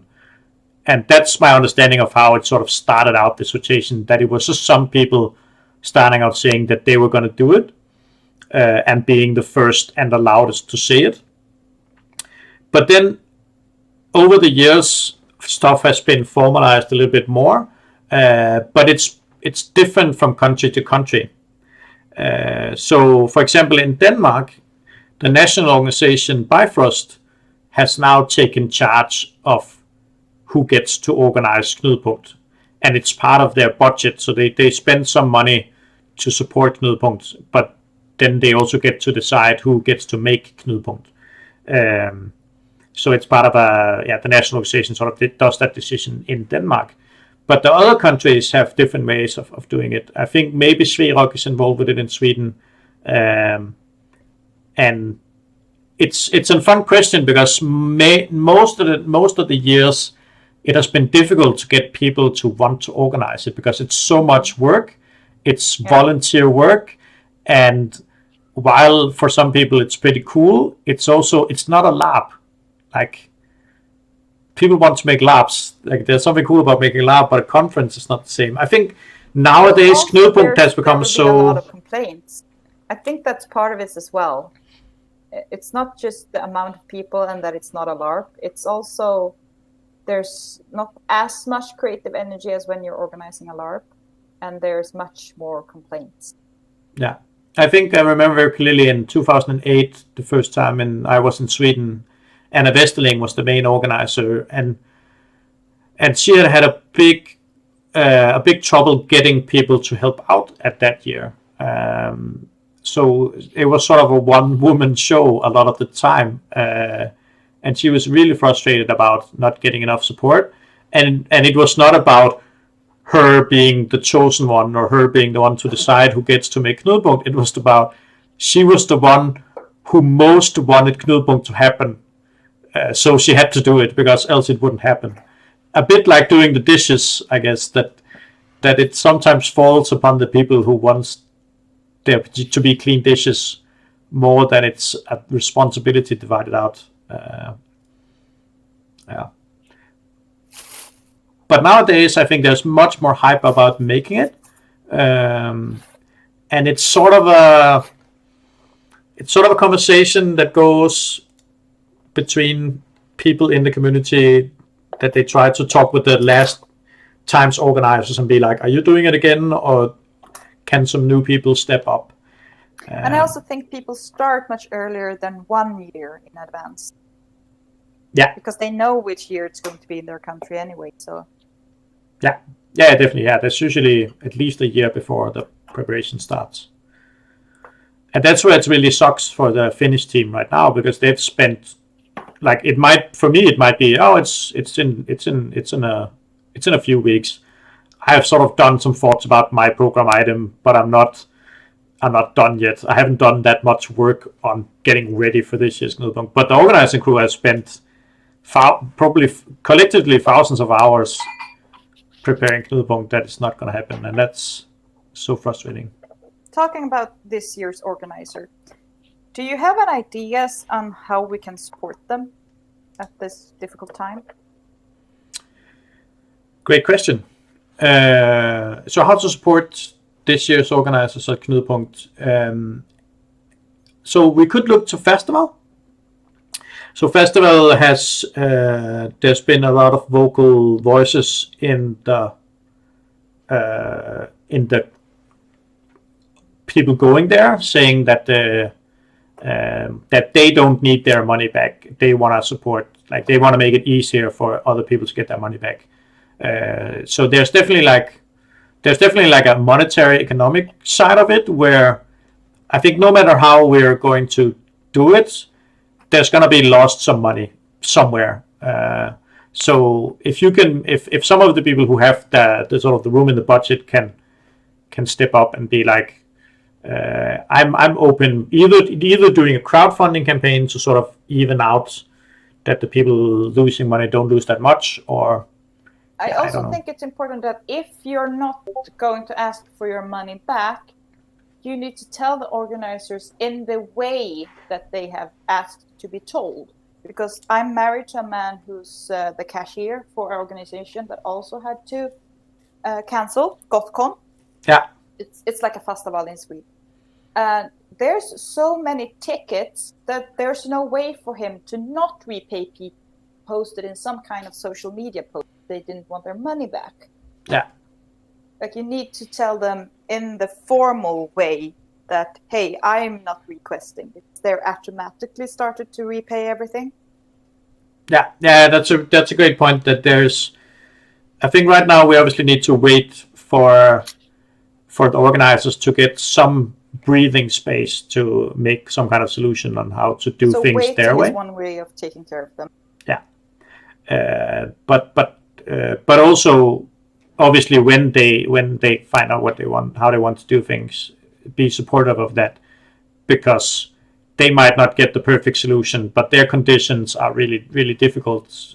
So there's probably not going to be a perfect solution for them to choose from. So we have to be supportive of the one that we get. I feel at least. And then, but then also obviously show support for the organizing crew in general. Be friendly, be helpful.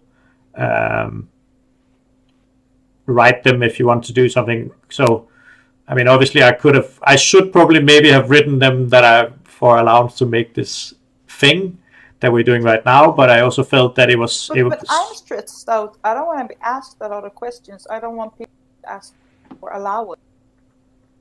Oh, you cut out there. Can you say it again? Oh, when I am super stressed, what I need is for people to stop asking things. Like for me, it can be even more stressful for people to say, "Can I help you in some way?" or to ask permission to do stuff. Yeah. Like if you're just doing this live stream, it has nothing to do with me. But if you're asking for my blessing, you're asking something. Yeah. Yeah, that's a good point. And I also think that another thing you can do. I lost my train of thought. Yeah, when everything has calmed down, that you invite them to stuff that has nothing to do with the cancelled event. Like just be there for them, so it's not work, and then silent, and everyone leaving them alone. To rest. But some people don't want to rest; they want to be busy. Yeah, it's funny because this is a good advice for a general after an event, even a sort of a successful event that you should try and reach out to the organizers. There was a great post some weeks ago on Labos BFF for some days ago about this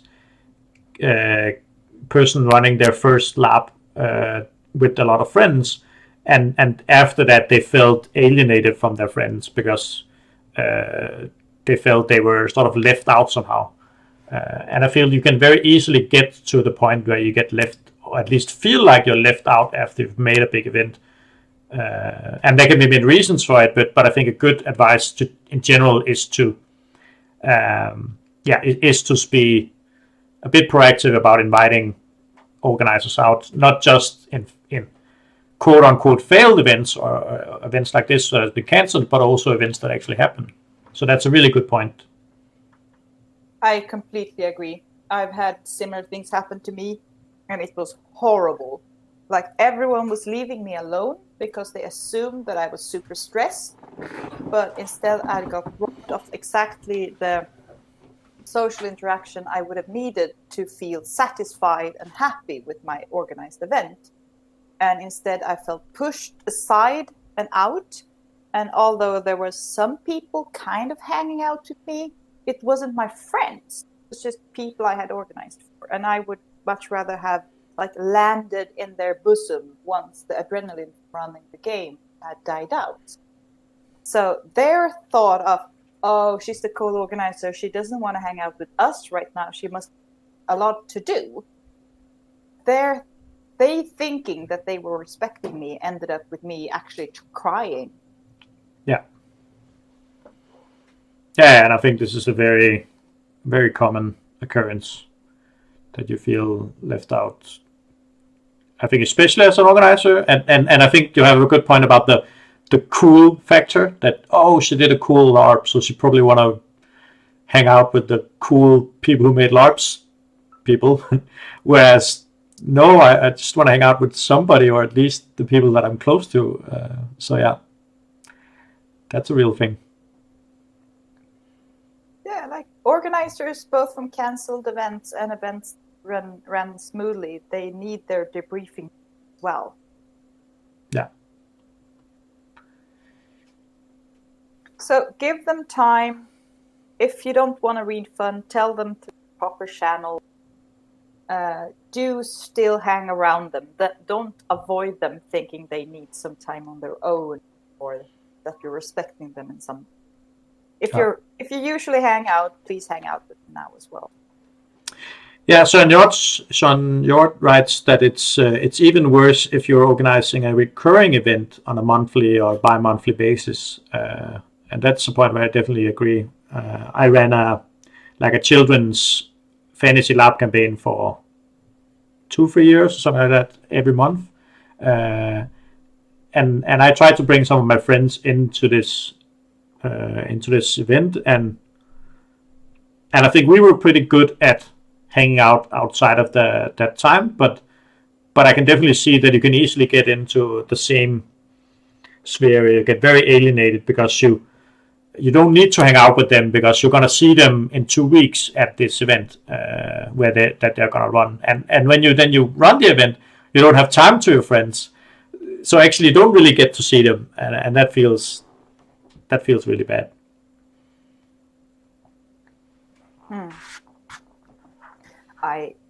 I battle a lot with that alienation feeling.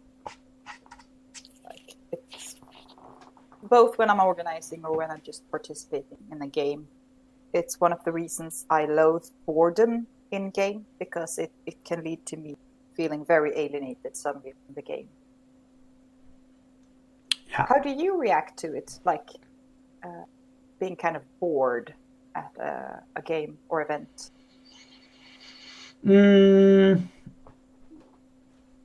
So I think, I'm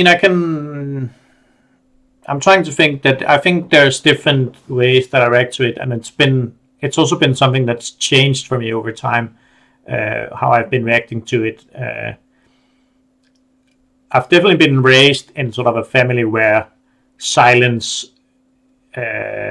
was supposed to be interrupted in a way. So I have this idea that if nobody is adding something to the conversation, we should do something or say something. So a bit similar, that you want to avoid the gaps. But that's something that I've been trying to work a lot with, especially in connection with feminism. That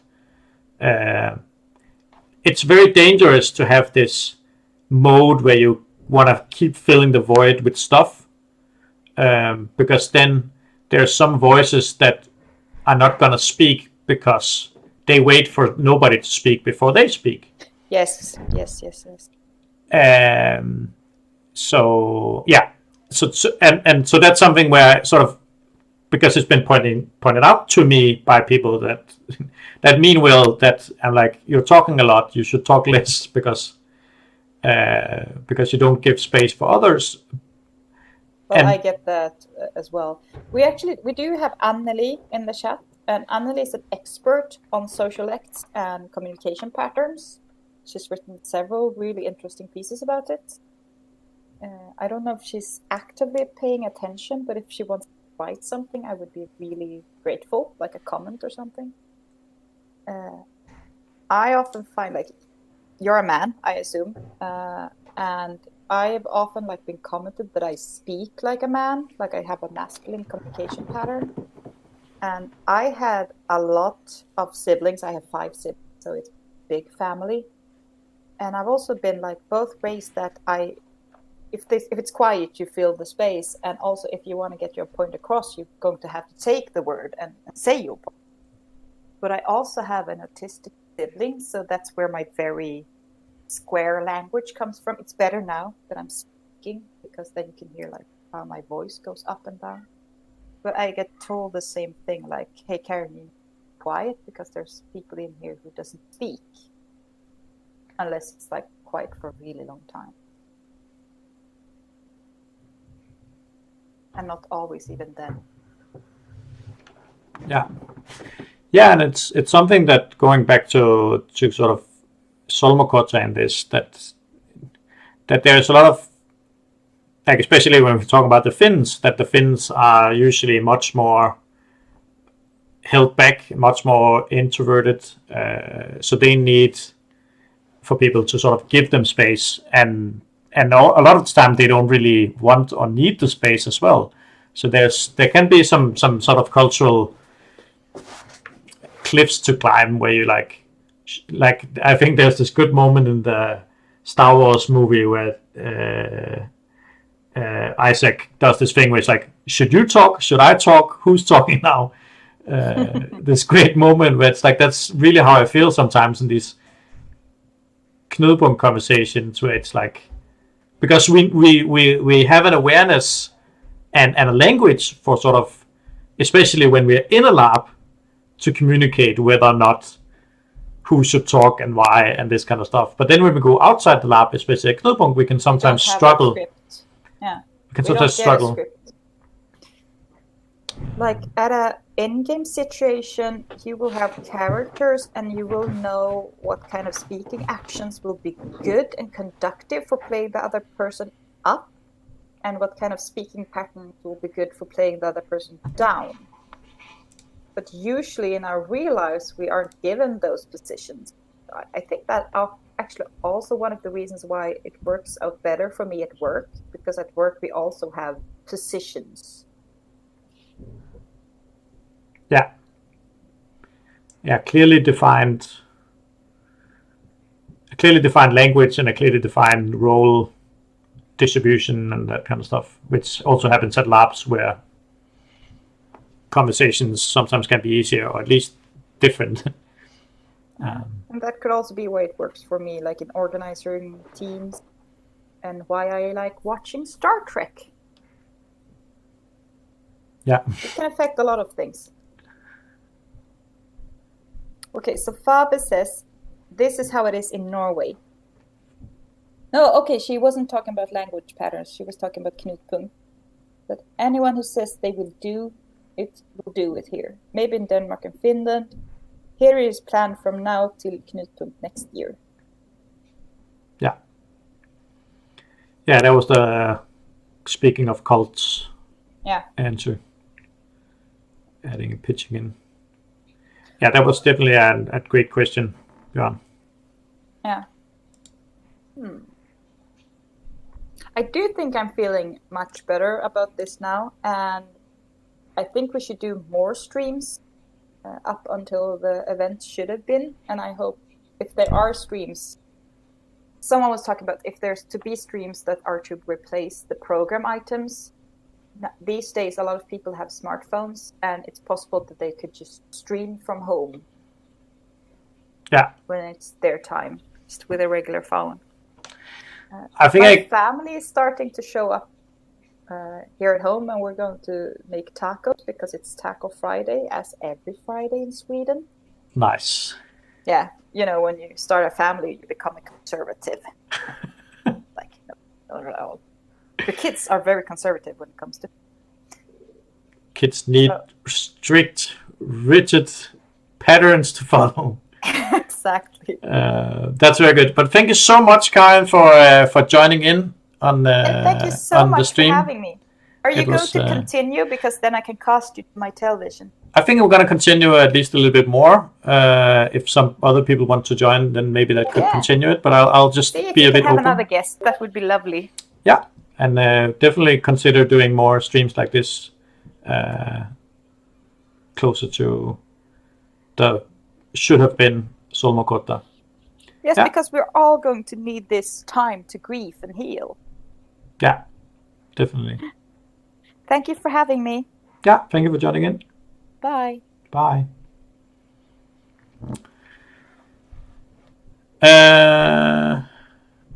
Sernjord says, it's pizza for me, taco really nice. Remember to eat, for fuck's sake, Charles. I think it's a bit early for me to eat already, but I'll definitely eat something at some point. I have some chocolate, actually. I'm gonna eat chocolate. I've heard, or I've just told myself that chocolate is good against corona. I don't know if it's true, but now it is.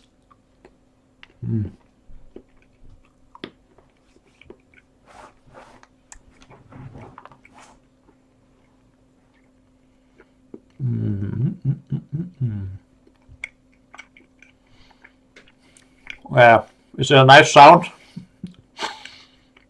of me chewing chocolate. I'm gonna lose all the 8 viewers now for doing this very non-neat, whatever. Anyways, let's see. Let's see if we can get back on some of the thoughts and work a little bit more with it.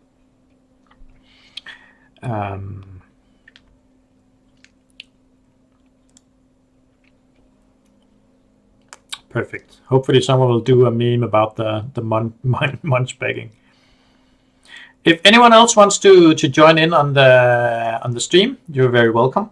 I would love some company, but also people writing stuff in the chat is great. I'm really happy that that's been starting to happen more and more people have joined in.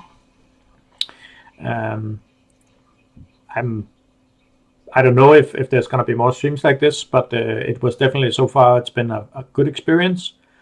Obviously the sort of the imposter syndrome is insane for me when doing this kind of stuff, where it's like, I've never done anything like this before, so my gut reaction is that it's going to be bad and that people is not going to show up, and those who show up are going to be bored. And I think there's probably been some people who went into the stream and thought, this is not for me. And you know what? That's fine. That's okay. It's actually really good. We live at a time where you can do a lot of different stuff. So more power to us all. But I wanna sort of think a little bit about interesting Knudepunkt topics that could also be discussed. So there was this great one, as Bjørn talked about, who actually gets to decide who makes Knudepunkts. And I guess there could be other questions like this, where how did Knudepunkt start? I mean, we have Fabe in the Discord chat, and you had some reference to KP1, so maybe you were there, or at least have some stories from there. What I know is that I have the Knudepunkt book, the first Knudepunkt book, which was just called The Book. I'm just gonna quickly. Yeah, I'm not sure where it is actually, so I'm not gonna look for it. But it's a wonderful, very pretentious looking book where it's just a white cover and then it just says The Book. And there are some really, really old articles in there that are not perfectly edited, to say in a nice way, about Knudepunkt and some interesting sort of Knudepunkt thoughts of that time. And it's fun. It's really fun to look back on these relics of the past, talking about, as we did earlier, about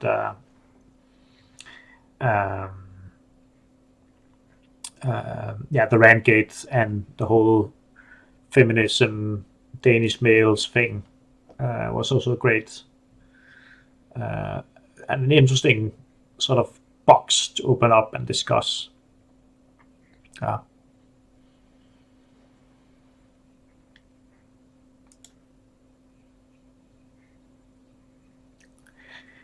So speaking of this concept of being silent when to make space for other people to talk, I'm gonna get back to this now. Bjørn has written something here. What is the connection between Nordic LARP and Knudepunkt? Fair to say that Nordic LARPs are the ones designed in the Knudepunkt, or fair to say that Nordic LARPs are the ones designed in the Knudepunkt tradition. Okay, that's good. So I can see both chats. Okay, now I can read it.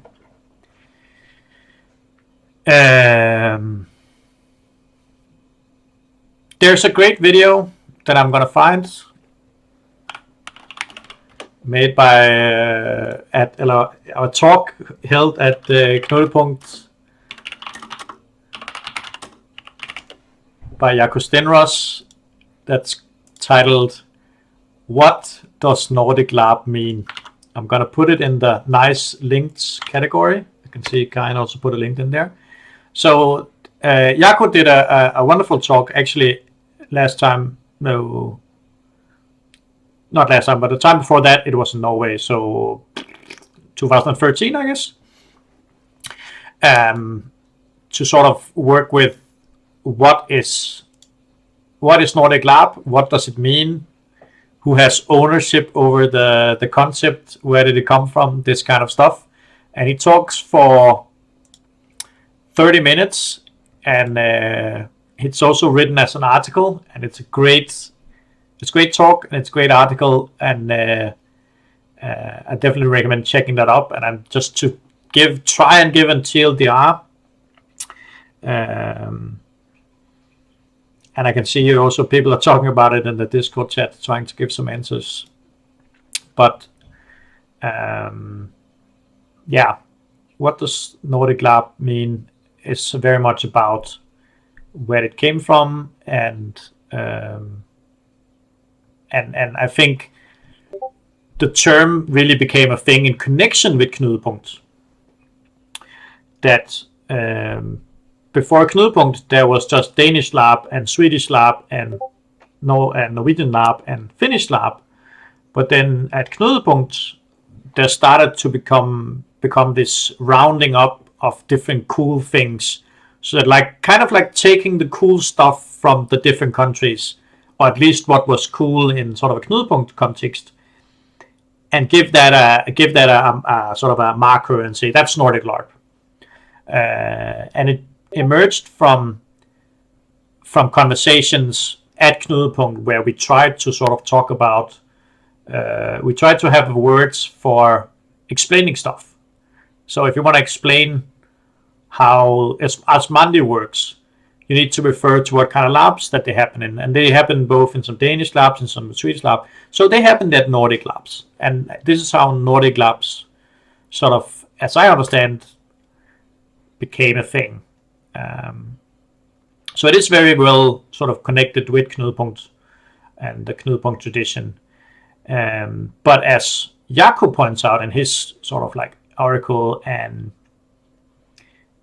the talk, is that as soon as somebody tries to sort of put a strict definition on what it is, somebody's going to try and break that definition and still make an Nordic lab. So it's really difficult to sort of contain. And there's been a lot of talk about going away from using the word Nordic lab in a Knudepunkt context, because Knudepunkt has become so much more international and moved beyond the Nordic thing. Let me see what people have been writing. Yeah, KB came first, and Nordic Lab emerged from the tradition. Kind. It's always tearing her up when somebody asks what Nordic Lab really is. Yeah, it's difficult to explain. And Faber says that it became a term after the book Nordic Lab. And that probably is right. That was the thing that made it into a term that, and it was also what happened, right? That they took a lot of cool labs that happened in the Nordic countries, called it Nordic Lab, and then a lot of people started referring to those labs as the Nordic labs of which we want to discuss. So a lot of Knudepunkt talks is about this. This is the reference that we use.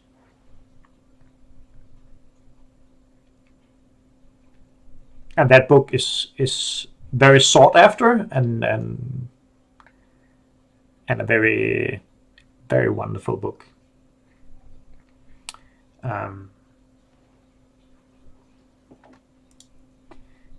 It has a lot of cool images and great stories, and it has a nice format where it was a mix of between players and organizers told about their experience of the LARP and gave some guidelines about the labs. And it was actually done after we did. So in Denmark in 11 we did the Do Lab book, I think, and then the Nordic Lab was, as Jaakko said, it was a bit of an inspiration from the Do Lab book. And then after they did the Nordic Lab books, me and Klaus did the Nordic Lab yearbook series, So we've kind of sort of been stealing back and forth each other's ideas about how to make these like documentations of labs. And yeah, it's become a bigger thing to do documentation on labs, also in connection with rerunning labs, which also was a big topic. I remember in 2008, my program item was a sort of a workshop where we wanted to figure out how to make a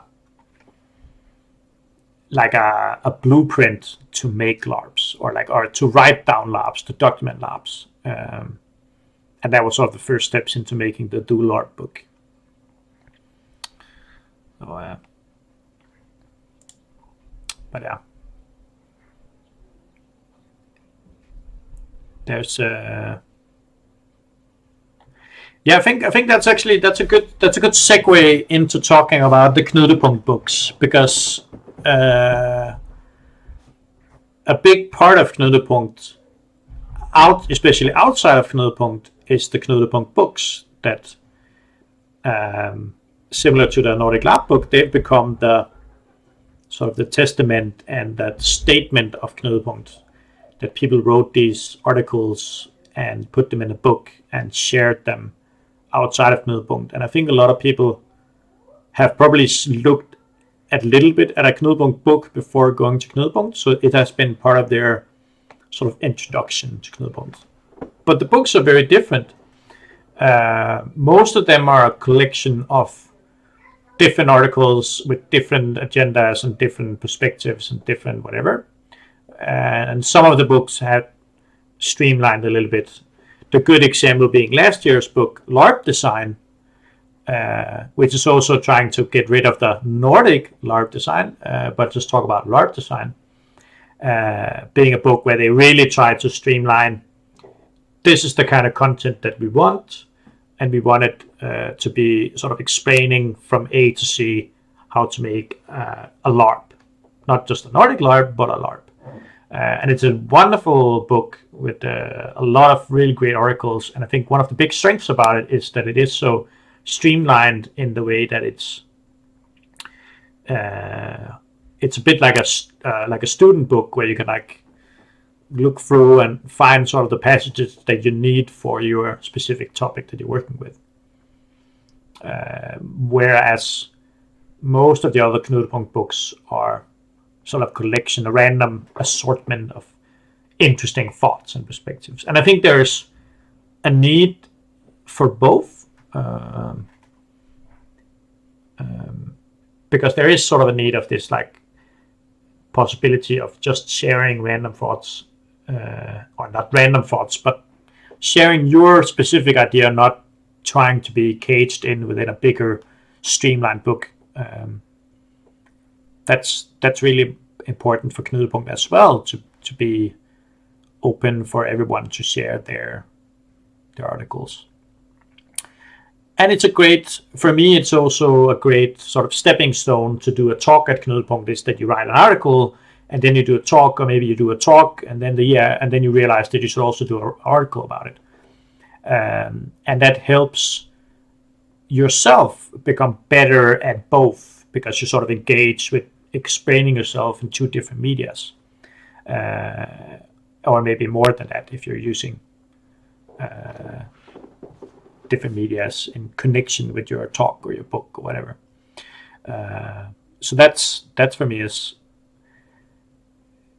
yeah, it's a good point that it's a very important part of Knutepunkt, and that's something that I'm really, really happy that still is happening. It's going to be difficult to figure out how to send out the books, and but it'll probably be figured out at some point, and people will get their books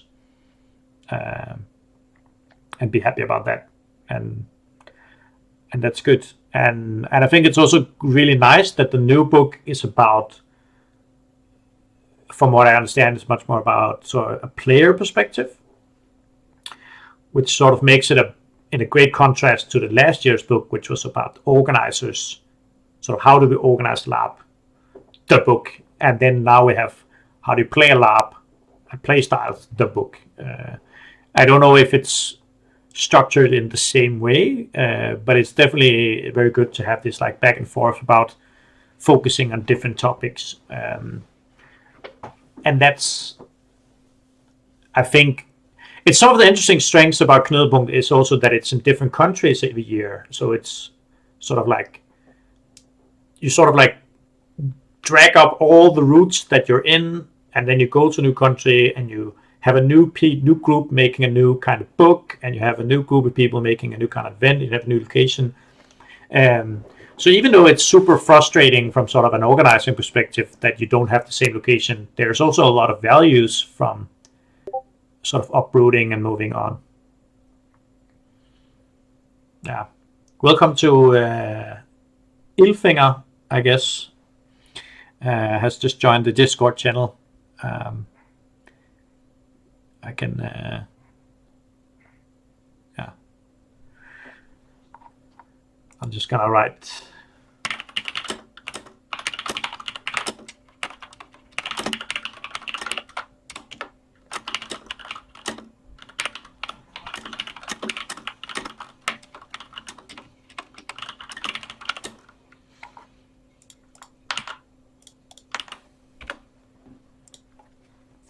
Boom. Put up a link in the Discord channel again. Maybe we get some new people to view and some new guests to join some of the chat rooms. And I see Björn is writing something.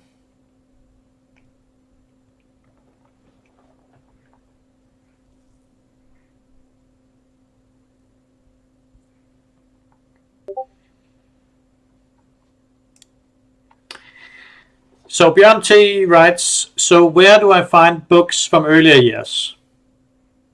You know what, Björn? I'm happy that you asked. Because I actually run a website where you can find books from earlier years, which I'm gonna put in the Discord channel. Laptop. See if it works. Oh shit, I'm writing it wrong. Hopefully it's still up. I'm not that active on the site.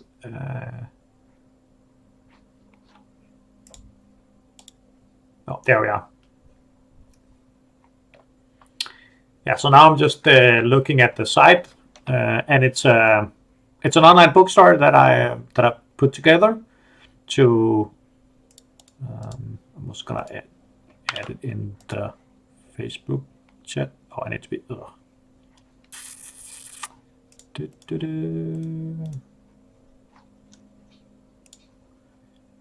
Yeah. Anyways, so this is a site where you can buy some of the former books. Another space to find at least PDF versions of the book is the Nordic LARP Wiki. So there's a great, I think it's the Wiki.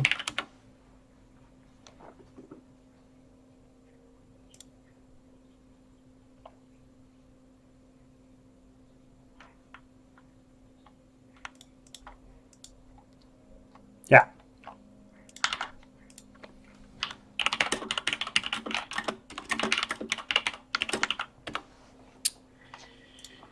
So you can also find a lot of the PDFs. I'm also going to put these links in the nice links. So there's the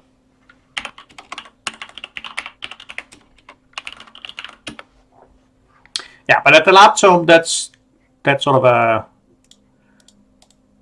yeah, where you can buy physical copies of books and get them sent, and then there is the wiki where you can get a free copy of most of the PDFs. And I don't have all the physical copies of all the books on my website because many of the books are not really in production anymore, or none of the books are being produced anymore, except maybe Lab Design is getting a new print. But they're not getting printed anymore because there's not enough interest for them, because they are very, very niche prints. But you can find the PDFs of most of the Knudepunkt books on the Knudepunkt Nordic Lab wiki site. So that's really nice. Generally, a nice tool to find the Nordic Lab wiki. Yeah. So there was some talks about the books. Let me go back to general. And yeah, the books have been an important part, but also it's also a very taxing part of the Knudepunkt work, because most of the people who've been editors for the books are not actual editors, so they're like people fumbling in the dark on how to edit books and make stuff done, and it's difficult because it's a lot of work to do all the layouting and doing all the work that comes about putting that together and getting all these articles and get people to actually write their articles and work on those articles and sort of like do the work that needs to be done. Yeah, but it's a great tool to have them. Some of them are less interesting than others, but they are really good sort of like memory bank of the different sort of trends and ideas that's come through the years. And hopefully one day we also have more and more sort of online talks being put up in different places. There's also the Nordic Lab talks. I can put in the let me see.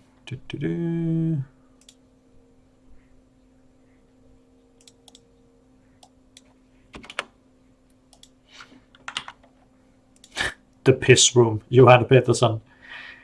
Very wonderful talk. I'm just going to put this in the nice links as well. The Nordic Lab talks. So this is a great website where you can get some interesting talks from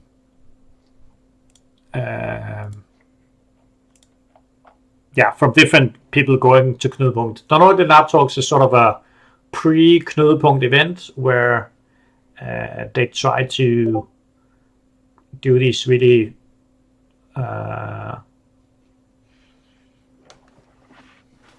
more streamlined, more fancy looking talks in a nice sort of atmosphere, in a nice room, nicely lit, so it looks better on video. And that's why they're a really great tool, because they are not only really interesting, but they're also great to show to other people. They're much easier to sort of share and than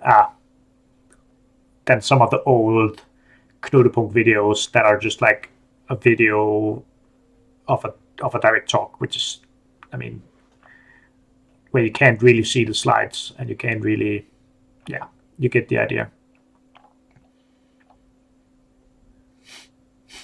There are some nice ones. Ars Rego, a technique for physical magic and control.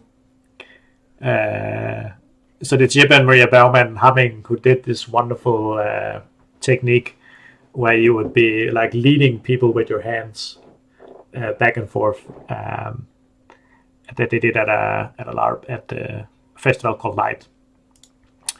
But they do. That's definitely one of the talks that I can recommend. That's in the Nordic Lab site that I shared in the nice links.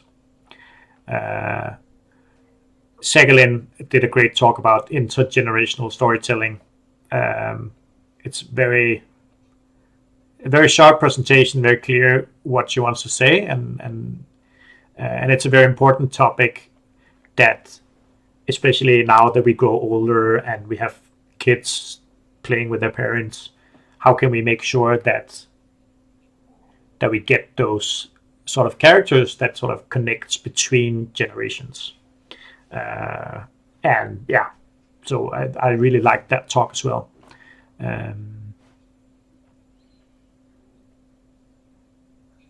Muriel Algis talks about not good enough on LARP and systemic anxiety. That was also a nice one where it's like, we put a lot of like pressure on ourselves to be all these things when we do our LARPs. And that's actually something that I remember. That's a memory I have with Karin. I don't know if you're still listening, but I have a great memory of one of the countless Facebook discussions where I think who is it? Eleanor was sort of scolding me about that I wanted to say that we can't be that I was wanted to sort of be loose on some of the design and say that we can't make all labs accessible, we can't make all labs all these things, and we can't all be 100% on all the fronts. Because if that's the standard, then nobody's going to make any labs, and everybody's going to be so anxious about fucking up that nobody wants to do anything. And Eleanor was mad about that I was sort of lowering the bar of what we should do. But then Karin came in and said, no, I actually get this, because I actually get super anxious about being good enough with the labs that I run. Maybe it was even before you had made that many LARPs or something like that. But you were just sharing your sort of like anxiousness about this pretty high bar of all the stuff that needs to be good enough for you to even start. And now we're not talking about the sort of the actual LARP. We're talking about all the parameters around the LARP, like accessibility and inclusivity and all this long list of stuff that should be good. And I think that's an important point, that it's not where we, especially as a first time organizer, you shouldn't start sort of demanding all that stuff for yourself. You should try and make a LARP and accept that there's gonna be mistakes, and it's okay, and it's not gonna be the best experience for everyone, and somebody's gonna get mad, and somebody's gonna have a bad experience, and it's okay, because it was your first LARP, and maybe it's the same for your second LARP. But then when you start to make a lot of LARPs, especially if you make sort of continuing LARPs or LARPs that are recurring, like something like College of Mystery is a good example. So like at Cow 10, there should be a proper sort of safety manual. There should be all that stuff should sort of be figured out by then. And I think that's a fair standard to put, but it should be put on Cow 10. It should be put on, I don't know, some first-timers LARPs that are being made. And it's not just about others putting those expectations, which, going back to Muriel's talk, it's about us ourselves putting these expectations on our own LARPs, that they need to be better than perfect. So that was some of the stuff that Muriel talks about, and she does it obviously much better, much more perfect than my rambling. And Susan Plotz did a really interesting talk about designing for somatic imagination, which, now that I see it, I remember it. And it was one of those things where I was like, wow, this is so weird. And one of the, as I talked to earlier about the sort of true Knudepunkt stuff, this is the stuff that I would not be able to find anywhere else. I talk about how sort of body movement and sort of viewing the body as a whole and designing for that whole. So it's like, how do we interact with our stomachs, or how do we sort of like think with our stomachs in a LARP context, and like how do we do all this stuff in a somatic sense? How can we include that in a LARP design? And I'm not sure I can use as much of the stuff that she was talking about in my LARP design, but it's definitely something that sort of made me think about what could be done, and made me much more open for trying somebody else's LARPs who have sort of tried to incorporate that in their LARP. And I think that's a great value. It's a great value to go to a talk and by that talk be suddenly open for a new kind of LARP that you are going to participate at. Not just make, but also participate in. Yeah. And these were talks just for last year's. There's like tons of talks in there. So there's a lot of good content in there. Much more streamlined and purposeful than this sort of open ramble that I'm doing.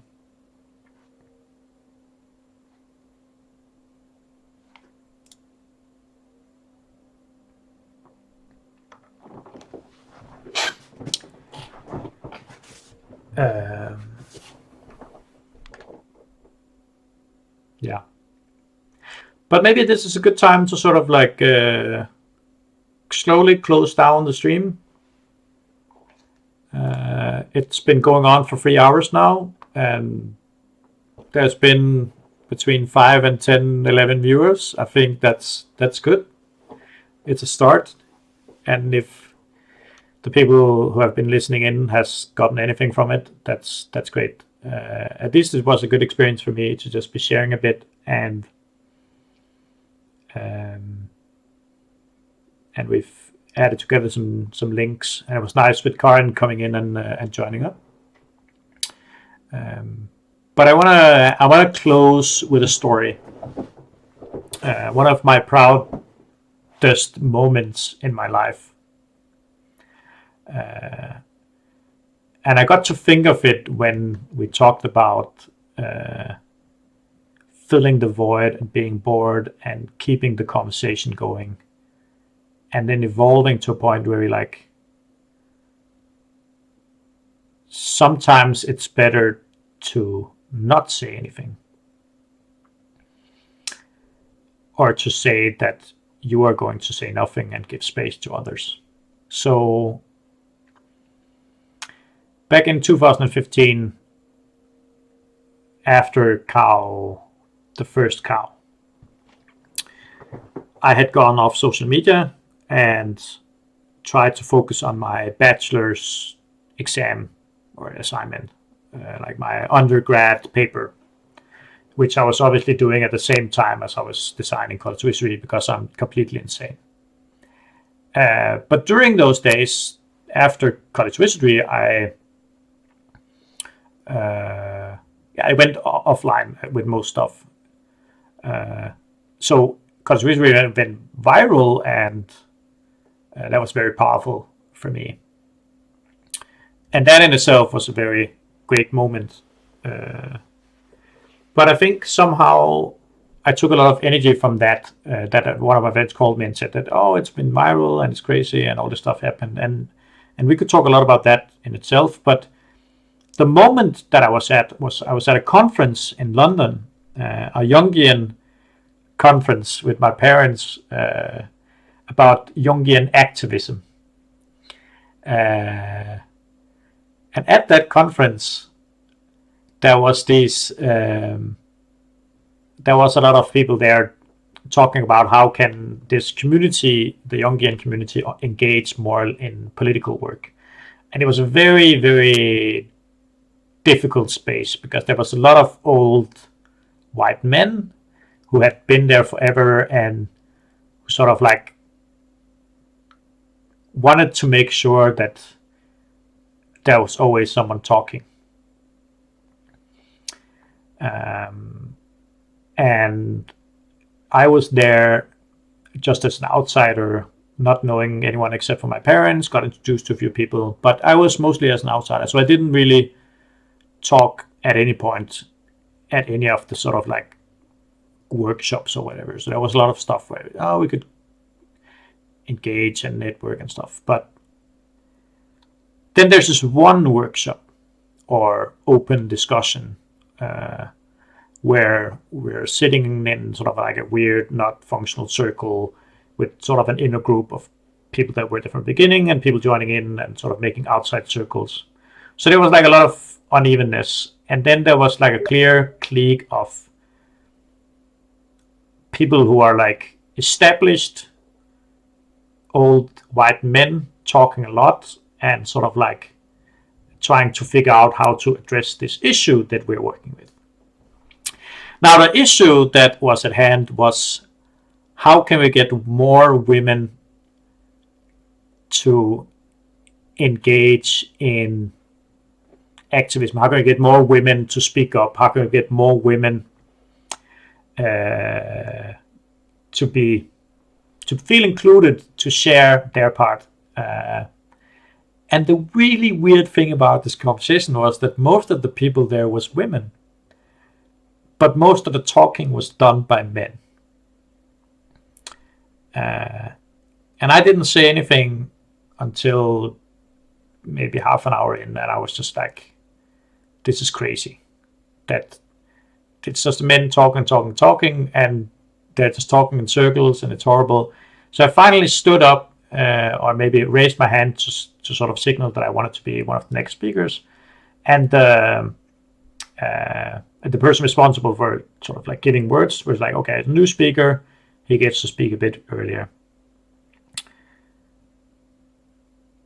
So I come up and I stand in front of this crowd, and I don't know anyone, and I just stand up and I say, look, I'm from the Nordic countries, and we are known for having these radical ideas on feminism and crazy stuff like that. And here's a radical idea. When great men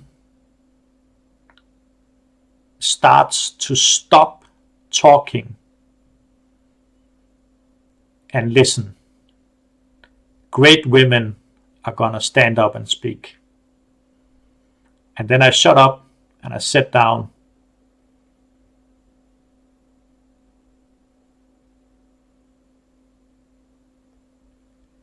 And that was that.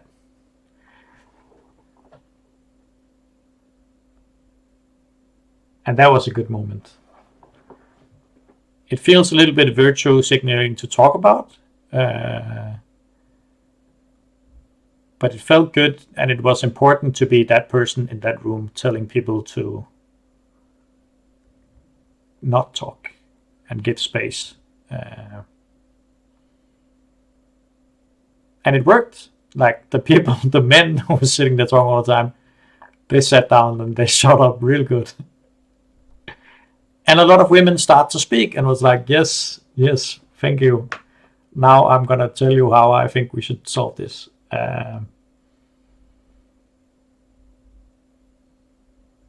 So yeah.